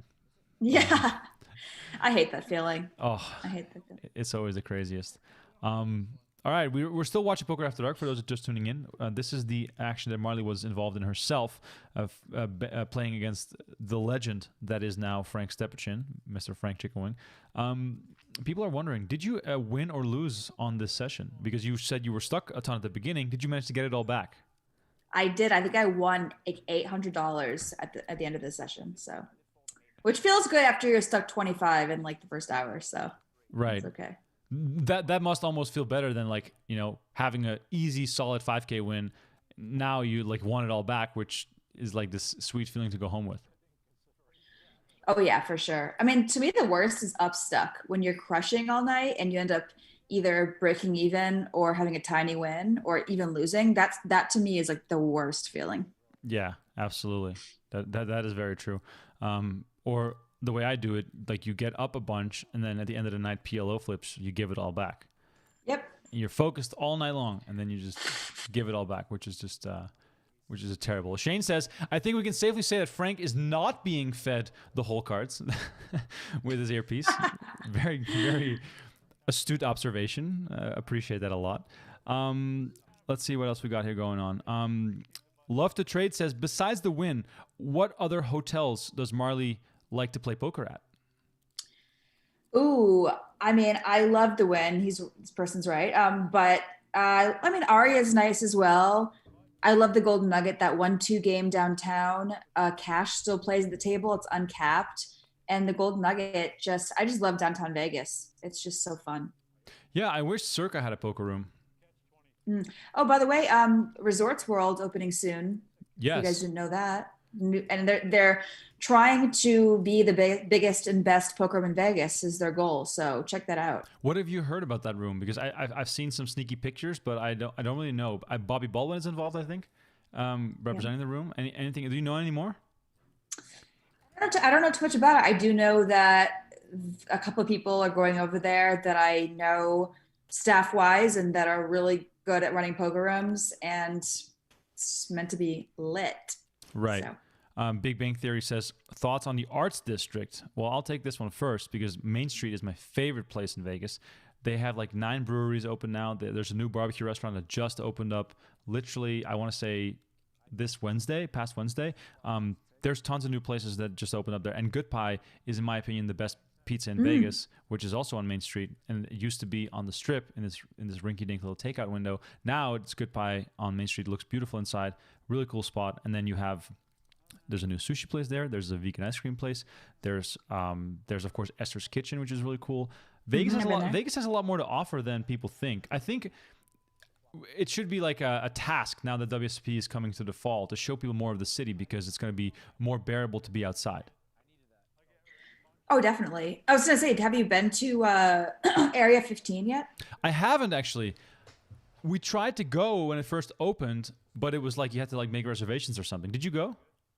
I did, and it was amazing. I highly recommend it. Area 15, for those of you who don't know, is like this, I don't know how to describe it. It's like a new, really modern art installation, almost art experiences. They're changing all the time, but it's so cool. So cool. Right. Awesome. Would love to go. Like we yeah, said, you should. This podcast or show is turning into like a Vegas promo ad. I think we're doing a good job. Abayev, by the way, wakes up with kings against Richardson with 8s. Let's see if this pod gets Crack your 7, dude. brewing. Need a little more than luck this time. For people who are asking whether you got a heads up with Alex, this is a cash game, so no heads up play tonight on this show. Aaliyah says, Mint is the GOAT. And she says, and I quote, this coming from a brown person. Aaliyah, I just wanted to say that because, clearly you know your Indian food. Also, yeah. Also, Aaliyah, why have you never told me this before? I know where you are, I live, I know where you're from. You've never told me this before. Shame on you. Marley, what do you want to say? I was just going to say that's how you know a place is good when people of that ethnicity are filling the restaurant. That's this sheer sign that it's good stuff. Exactly. Sure. That's why people should only listen to me when I give advice on cheese and mayonnaise because I'm from the Netherlands and that's all we really do well. And hagelslag, if you want to put chocolate sprinkles on your bread. That's definitely a big win. As always, appreciate everyone tuning in. This show is Off the Rails, which is my favorite kind of show. Appreciate everyone who is watching. Don't forget to like and subscribe to our channel. I appreciate it. People are asking about Madsow. He wasn't in this session, but he was in the previous one, I say, or in the following one. Can't really. Next one. He's in the next session. So Marley and Madsow showdown. Also really good to watch. Frank also involved in that session, and we got a clip from that show coming out on Monday on the PokerGO YouTube channel. So if in case you guys haven't been sold yet on the action, go check that out as well. Love to Trade is also wondering, Marley, are you planning to do any more poker vlogs now that things are opening up again? As far as like traditional poker vlogs, I'm kind of done with that, but I am going to be doing more like of those comedy sketches that I made in the fall soon. All right. Yeah, poker vlogs, there's plenty out there, so just follow Brad Owen and Nimi and the other people that are doing a really good job at that. Yep. They do it better than I could, and then you just give up. All right, Ronnie with the 7 deuce. Let's see if he can get away with one. No, he'll look to take a flop. Oh. I like this play. I like the sneaky. I did this earlier myself. The sneaky call. Right. Ace 10. Tough to represent that ace there Not for much texture Ronnie. for either of the blinds. You, of course, While Marley doesn't know love it, that this she'll is try to good for tell your the range. story. Oh, I like this. Bold. Very bold. Let's see if this works. Call by Ronnie. He hits a deuce. Oh. Oh! Hold on. What is happening? This might be the hand of the session, I think. No, I like it. Betting just 550 into 16. I mean, what's going through your mind when someone leads into you on a deuce? Frankly, with 8s, I'm not The call. thrilled, It's not what Ronnie but wants to see, you know, remember, can't you call gotta for vote that. not I so can't big as to fold for that dismiss all price. hands. Right. Backdoor hearts show up. 7 deuce game is going on, yeah. Yeah. If he had that one more bullet in him, I think I Right idea, wrong let it go. amount. Yeah, wouldn't the heart be the perfect card to continue barreling on because he's leading the turn when the heart comes? I mean, yeah, I guess the turn, he made a pair on the turn, so I guess he was just like trying to deny some equity and get to a cheap showdown or something. And then on the river, he just thinks his pair could be good enough, which I think he's right. Like I could definitely call turn with just some like gut shots and straight draws and stuff. Right. Blank Man on YouTube says, is Marley a dog or a cat person? Both. I historically have always had cats because I can't really take care of a dog at this juncture in my life. But Spraggy and I are planning on getting one this year for sure. So. Oh, so a dog and 2 cats. Yeah. Wow. I feel like, since poker vlogs are already way done, we need pet vlogs. For sure. I mean, our guys make appearances in our stuff all the time. So. And you can just narrate their thoughts and speak for them. Blankman also says, no bike in the background, did it get stolen? No, my bike did not get stolen, but I own a house now, so I'm no longer in my apartment where my kitchen was also my studio, my living room, and everything else. So I actually have a garage. What is happening? This game is out of control. What is okay? Let's just take this from the top because I want to see what's happening here. No one. All right, teamwork too. No, wait. Stay over there. Stay over there. Okay, we got it. Got it. What is happening? We got it. I have never seen this Richardson, before. Wow. Triple X, my And 1100 Stepuchin playing a straddle. 3K ahead pot. Ace Check. 9 against 9-7. They Okay. both flop bottom pair. There's 6K in the middle already. quick Hand, Frank. checks. Let me see that again. It's right here. I got 2 of these. Check. Go ahead. 4 to a straight out there. They both check once Check. more. Board I pairs have on the ace end. 9. You win. King doesn't play. King doesn't play. Nice hand. Thank you. Okay, that was completely random. And fun to watch in general. Do you watch a lot of poker content? Are you someone who loves watching like WSP in the past when you were getting into the game? Do you follow along with all the cash games and stuff? Yeah, I do. I watched a lot of high stakes poker, maybe all of it. And I have my things I really like. I actually really like, I tend to like the more kind of silly stuff, less poker hands. But something like high stakes poker or Poker After Dark is just such amazing history and the characters that I tune into that for sure. Yeah, I totally agree with you. You just can't miss it. And Gabe Kaplan doing the commentary just really adds a layer to it. Oh, Marley, you'll enjoy this as someone who really enjoys comedy. I was talking to Maury Eskandani yesterday, and I asked Maury, I said, hey, Maury, when Gabe does commentary on high stakes poker, does he write lines? Does he have a script? Does he do rehearsals? And Maury goes, no, he just shows up. Just Insane. Straight up shows up. And Maury gives him a few pointers on what's going to happen, so he knows what the action is going to be. Almost everything is off the cuff. I cannot believe that. The guy is a genius.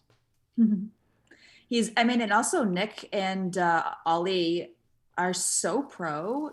They just think on their feet so much. It's amazing. Yeah, definitely. It's definitely a special skill to be able to keep the action going in a way where you're both discussing the tournament or the cash game and you're having fun along the way, which, I like doing this because you can't really mess it up. We're just having fun with it. The commentary is already on there. I can just turn up the sound and I don't even have to speak. But you know, it's definitely a special breed of person that can do something like that. Do you have ambition in poker commentary? Done it a little bit of it. I did the hosting for Triton, 2 Tritons. Yeah. And I will say that the hosting the interviews is the hardest job I've ever had. Veronica Brill did the ones for this, and she did an amazing job. It was her first time, I think, hosting anything. And it's a tough job, those jobs, for sure. I mean, it's one thing to make a vlog when it's just you sitting in your house, and you could do multiple takes and you can do whatever. But when you're there live, especially, it's hard. Yeah. Definitely. Live always makes things a lot harder. Question coming in as well. What are your plans once WSOP starts? Can we see you hoist one of these bracelets? Oh God, I would settle for a min cash at this point. Genuinely. I think actually Ronnie tweeted recently he's gonna win our final table of the main event this year. And I said I'll settle for a min cash. Genuinely. I'm just like my bar is so low in tournaments right now that yeah. Are you going to play a big schedule of tournaments though, or? Yeah, I always do.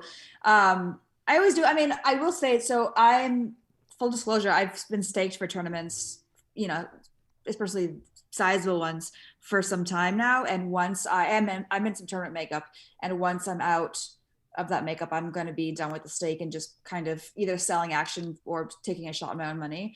So yeah, I guess depending. If I'm still staked, I'll probably fire a bit, and then we'll see. But gonna do that, I think. Just bink one, and then move on. And then exactly, just be done with it. Exactly. Sure. Never play a tournament in your life ever again. Yeah, makes it a lot easier. All right, Frank involved again. 10-9 off.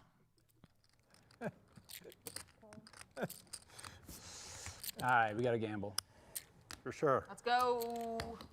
Okay, we got Alex, red or black for 1,000. 54 and 7. We got 61 in red? there. Red. We got I want red, too. We got No 61 in there. I saw it. We got 61 in there. First suit. Pick 2. Quick. Don't look. Don't look. It's Don't heart, look. heart, diamond. All right. For how much? I mean, next flop. Take 2 suits. That's Ronnie came a lot of along and Wow. flopped the queen Hard high diamond. flush. heart diamond. We got 4, 8. No, He's that- drawing I dead can to see his that. 10 high flush. And Abayev I am the shortest has stack on the middle table. pair. No, I was I actually was flipping with Hank. paying attention more than I a lot of times Be 15K. do right now. 15K of color? What? On flops? I said So we yeah, got if I was 6 flipping with in Hank, there. it would be 15. Triple on all the O.J. same suits. Simpson. O.J. Simpson. It's like 1 over half pot, 32. The juice. The juice. Ronnie is loving life right now. O.J. Simpson. Yeah, I think it turns here for Ronnie towards the end. Here comes the white Just Bronco. Over there? Right here with this You hand. heard it? Oh, I should I heard it outside revving No, up. I was talking about this hand. show you the Bronco. The guy on March 12th in San Francisco was driving around. He had his windows down, blaring his music. The guy was on drugs wild, and he's going, he's like nuts. You'll understand if I show you this video. I love it when Frank calls someone crazy. He's like, Frank, do you realize what your stick looks like? Trust me, you were saying white Bronco. I heard the car I was talking outside. about his hand. Here comes the Let Bronco. I always wonder how much of people like this is a character. I Right. think a good amount of like Helmuth and Negreanu even are like, I know that they're like purposeful characters. Like I don't think that Helmuth literally thinks he's the best player in the world forever and always has been. Maybe he does. It's Phil Hellmuth. I mean, I don't know. Maybe I don't know. It's hard to say. Like I think that people underestimate these players. That maybe it's like it's a preconceived thing, or maybe it's just them. I don't know. Yeah, Hellmuth would be the only one where I'd say it's Phil Hellmuth. Like with any other person, even with Phil Ivey, I'd say maybe it's just a shtick and he just loves being that guy. But I went to not to brag, I went to Daniel Negreanu's wedding and I was sitting at the table with Phil Hellmuth and his wife, and his wife was on my left and Phil was a few seats over, and I think Ali Najjar was there and a few more people that actually had good rapport, and it was the same old, like just Hellmuth just in class, in pure form. So I personally believe that Phil Hellmuth wakes up and he wakes up and he goes to bed as Phil Hellmuth, which is just an incredible mind to live inside. I would love to live inside the mind of Phil Hellmuth for one day. That'd be amazing. I can't imagine. I cannot imagine. Or I've never met him. Or actually, no, I have, but not really long. You need to be in the game the next time Hellmuth is playing. Then you can observe the tournament short stacking approach he has to cash games, which is very funny to watch. I saw a question earlier about who some of your toughest opponents have been over the years. You mentioned you've played against Dwan. Let's zoom in on Dwan a little bit. Do you notice a difference with someone like Dwan as far as their skill and perhaps the way they intimidate you just by being themselves?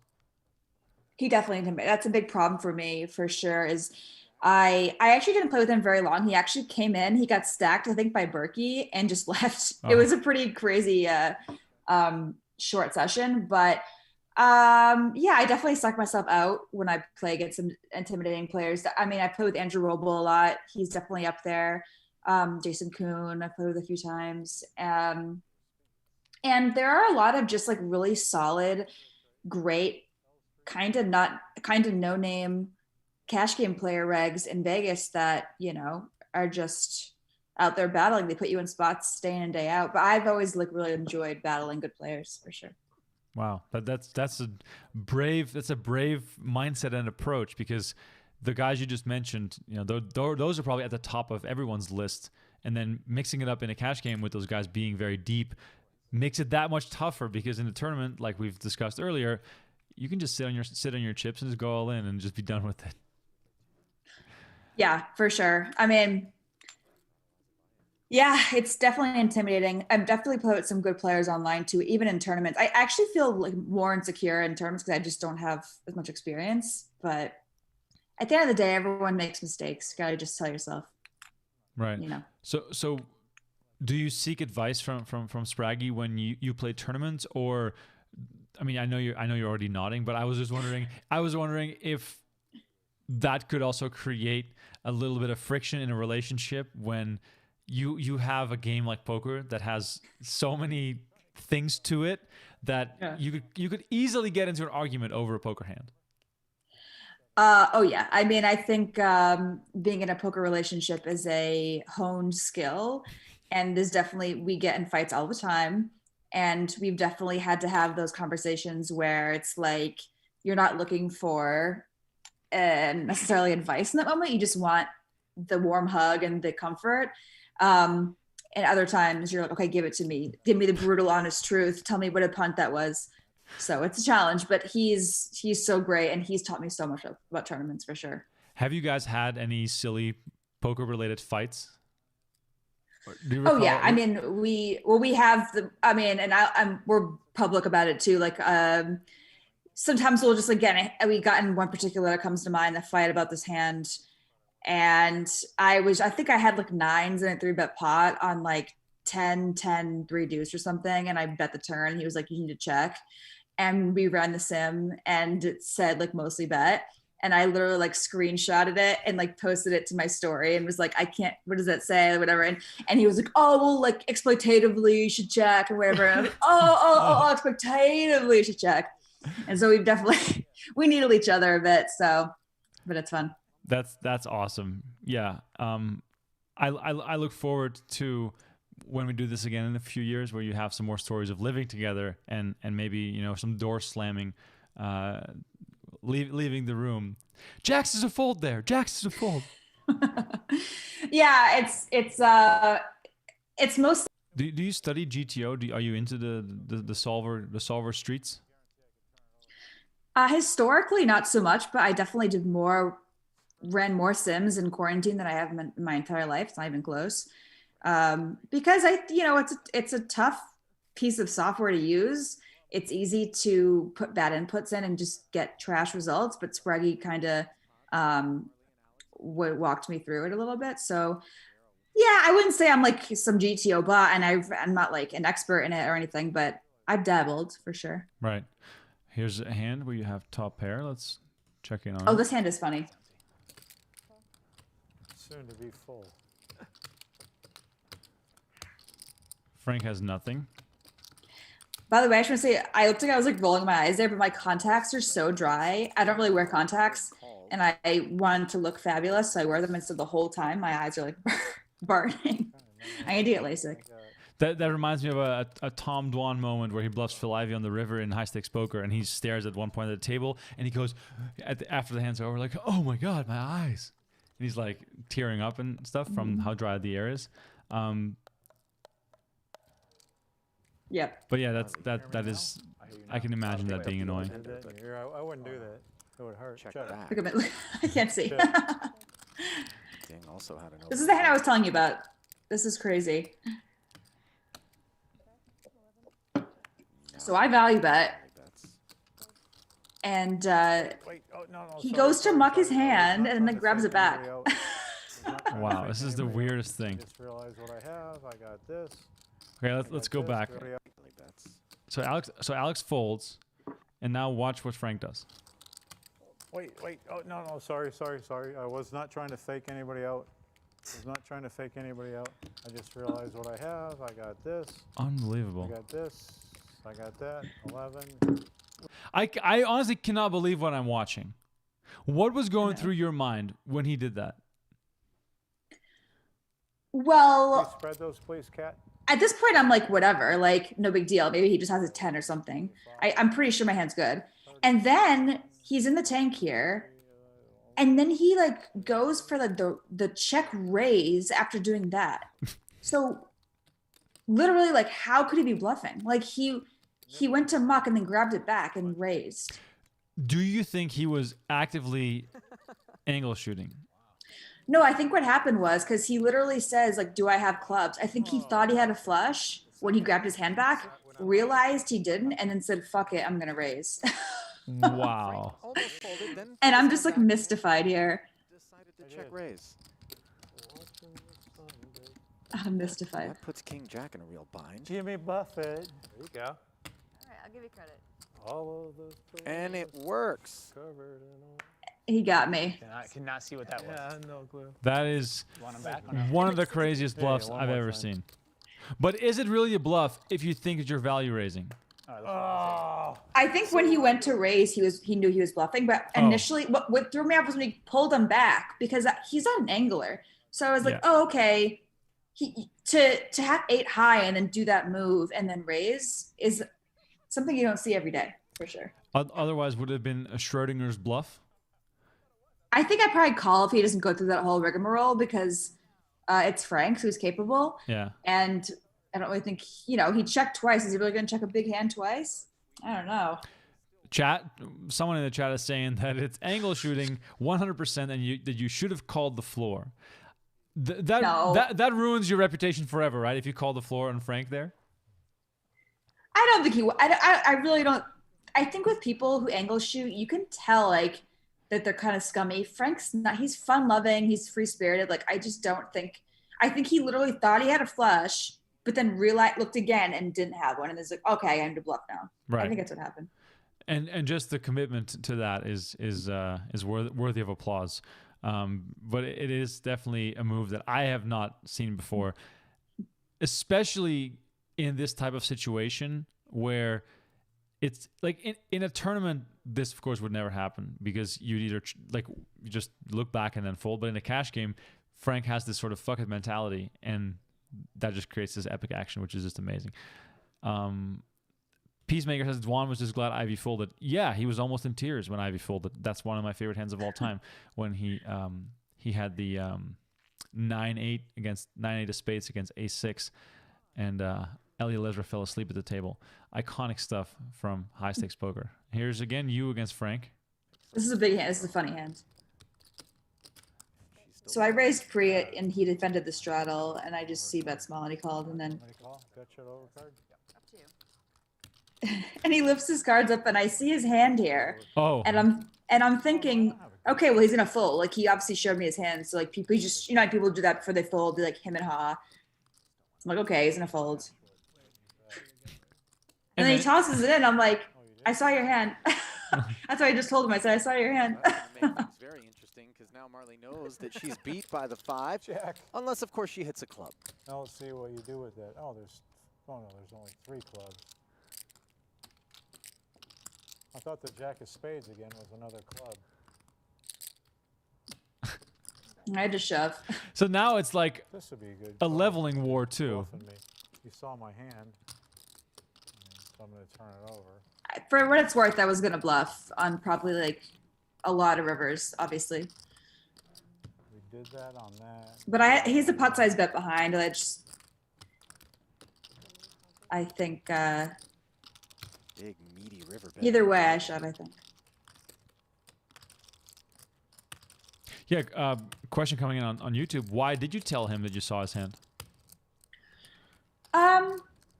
I always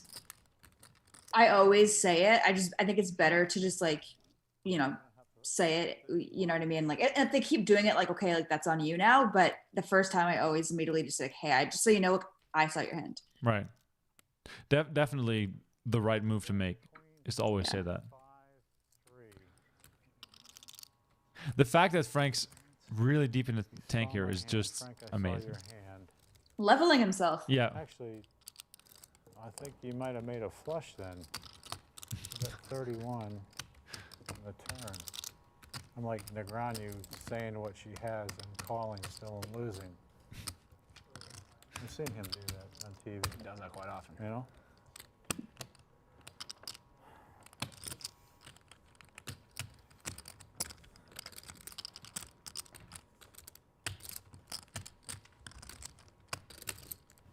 Frank You won. You're right. That was pays right. off Nice hand. Wow. after going through all the motions. Right, but I was wrong as I called. So many levels to that Chips. particular exchange. Nice hand. It's all part of the comeback. Yeah, comeback is on here. I think I am unstuck at this point. Unstuck sitting in front of all of your own money. Which is No. Unstuck. no, but what I'm saying is that like when you win it all back, you're like, oh, I see. I have a huge stack now, but it's also all my own money. Exactly. I'm in for all this. Right. Deep stacks, straddles are happening. Is that a common scene in live poker where you show up to a game and then by the time you leave, it's like a different game all of a sudden? Oh yeah, absolutely. I mean, the straddles come on, the beers start flowing. Aces So I think, yeah. helpful. Might feel like she's trying to isolate Frank after having witnessed the King 4 of clubs situation. 2 red 9s for Allen. He's not going to go anywhere. Deuce. And 3 players take the 2 diamond, 2 6s, and a 10 flop. How much of playing against Frank is just purely playing the man in spots like this? Yeah, I mean, I just think definitely just some adjustments, but I think that there's something more. Like, I think it's more too like knowing like the dynamic. Like, he made that huge hero fold to me in the beginning, and once people get bluffed once, they aren't folding anymore. You know what I mean? So, it's tough, but that was definitely in my head. And of course, horrible turn card there for you. Gets checked around. You're still, I mean, the fact that you're three-way here probably gives you some more ways out of the hand. Yeah, I mean, I think I have a pretty clear value bet here, especially when the turn checks through. I just think like a 10's going to call every time. And having the ace of diamonds helps also. Yeah. 43.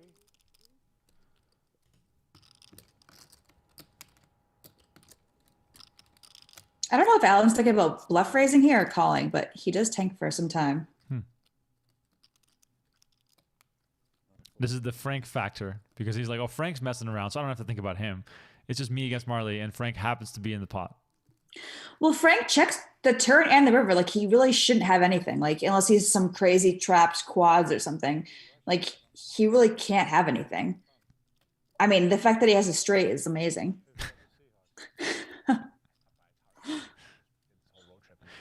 I think it's the worst feeling in poker when you are very confident you're value betting, and then you have the worst hand. Well, you'll see what happens. And this was like kind of a tilting moment because he turns his cards over while he's in the tank. So I can see A, that I'm B, and B, that he's never folding. Right. And so I'm just in the gutter here, just stewing, knowing that I'm just about to lose a 20K pot, a 15K pot. And yeah, it's, That's it's a bit tilting. Turn the gutter. The gutter. Obviously, full houses 3. and flushes are possible. Again, I think he's genuinely thinking here. I think he just leveled himself and I think I had a flush for sure or something. Right. And that's one of those situations where if it wasn't Frank, you just, sort of call and whatever happens, happens because you're never folding. But Frank really goes to his own little personal space. Look at my face. I'm just like, I can see what he has. I'm just like. Are you at this point considering, can I do some kind of reverse tell magic to make him consider folding, or is that just... I mean, I can't see how anybody folds a straight here the way the action went, but like someone did say to me, actually, I should have done something like, oh, you're never folding, just get hurry up and call, like, right. Or just try to like kind of, yeah. Although I don't even think, man, if he folds a straight here, that's a huge fold. Yeah, it would be. Not that matters. He just really thought I had the flush. Yeah. But then the funny part is that earlier he folds ace 10 to you, a top pair, top kicker, like not even a second thought. Yeah, crazy. I was value betting.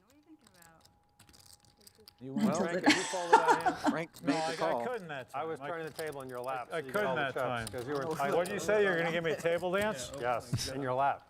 And I hit him with the double tap. Oh my God. Oh, and then they hit me with the, I yeah. have pair nines. I had to think for a minute. Elbows. No, I don't blame you. Would have been a great moment for elbows. Marley, we're approaching the end here of the show. Everybody who's tuning in, please like this video, subscribe to our channels, and subscribe to the new Run It Back Clips channel, link in the description on YouTube, and also you can just search for Run It Back Clips on YouTube. We're releasing 3 clips a week, Monday, Wednesday, and Friday. Some of the biggest moments from the shows that I've done over the past year or so. This pandemic show turned into more than that, and I'm happy that we continue it every single week, usually on Thursday. But Marley was on such a bender that we decided to move it to Friday for this once. Was it actually worth moving? Did you have a good session? I did win, yeah. There we go. Awesome. So it was worth it. That's awesome. That's good to hear. What are you up to in the near future? I know Sprags told me last week that he's trying to reroute himself to America somehow. So what are you guys up to? We're actually he's on his way. He's on a flight now. We're going to Mexico for 2 weeks for a little vacay, romantic getaway. And then we'll hopefully be back in Vegas for some time and then moving on over to England. So I'm just really looking forward to spending some time with him. It's been too long. Wow. When have you guys last seen each other? The last week in November. Wow. That's ridiculous. That's stupid. You guys are going to have fun. All inclusive in Mexico? Some beach times and cocktails? Our friends have a house down there, so we're staying at their place. Even better. That sounds amazing. Yeah. Any content to look forward to for everyone watching? What else you got going on in that department? Yeah, well, I'm just going to be working on these videos. I'm trying to get a few films so that once I come out, I can just put one out a week and be kind of consistent with it. So look out for that. And yeah, I mean, I guess just poker. I'm still on the show. We have 2 more episodes, I think, or 1 more of Poker After Dark. So that'll be on this week. So look out for that. Yeah. Tons of Marley content on PokerGo. If you only want to watch Marley, just type in Marley in the search box. We have Run It Up week on Poker After Dark, and then also this one and the one that featured Mike Mattisau available right now on demand as well for everyone that is watching. If you're new to PokerGo, use promo code HSP to take $20 off the annual sub. I will promise you it's worth it. We have tons of content on there, and US Poker Open, PokerGo Cup, and the 100K PokerGo Heads Up Championship is coming in July. And then, of course, we're going Poker Master, Super High Roller Bowl, WSOP, basically non-stop poker for the rest of this year as things in Vegas are basically back to normal. Marley, this is the final hand of the night. We got Stepachin against Ronnie Barda. Ronnie still has a chance to win this hand. Let's see if he can make a comeback. Makes the call, however. That is and gets there on the end. 4 to a straight and backdoor. What should we do in this spot? Chat, play along with me. Ronnie Barda makes a flush against Frank Stepachin. You guys have been watching, so you guys know what Frank's style is. For this final hand of the night, please let us know. Should Ronnie, with 7K in front of him, go all in here for 7,000? Should he check to Frank? Is it too dangerous? Will Frank check behind too many times because of the third diamond? Let me know in the chat right now. What do you guys think? What should Ronnie do in this spot? Marley, talk through this. When you are in a spot like this against someone like Frank, are you considering shoving into him here?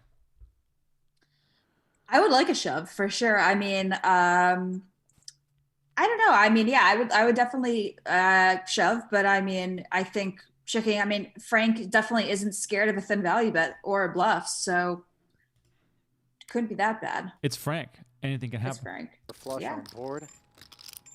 And the ace king of clubs is He checks. shriveling. It's not hard for me to bet that. I mean, you didn't make a flush on the diamonds. You could have backed into. And now Ronnie is thinking, God, I should have shoved. Yeah. Can't bet that, I don't think. The hell do I got?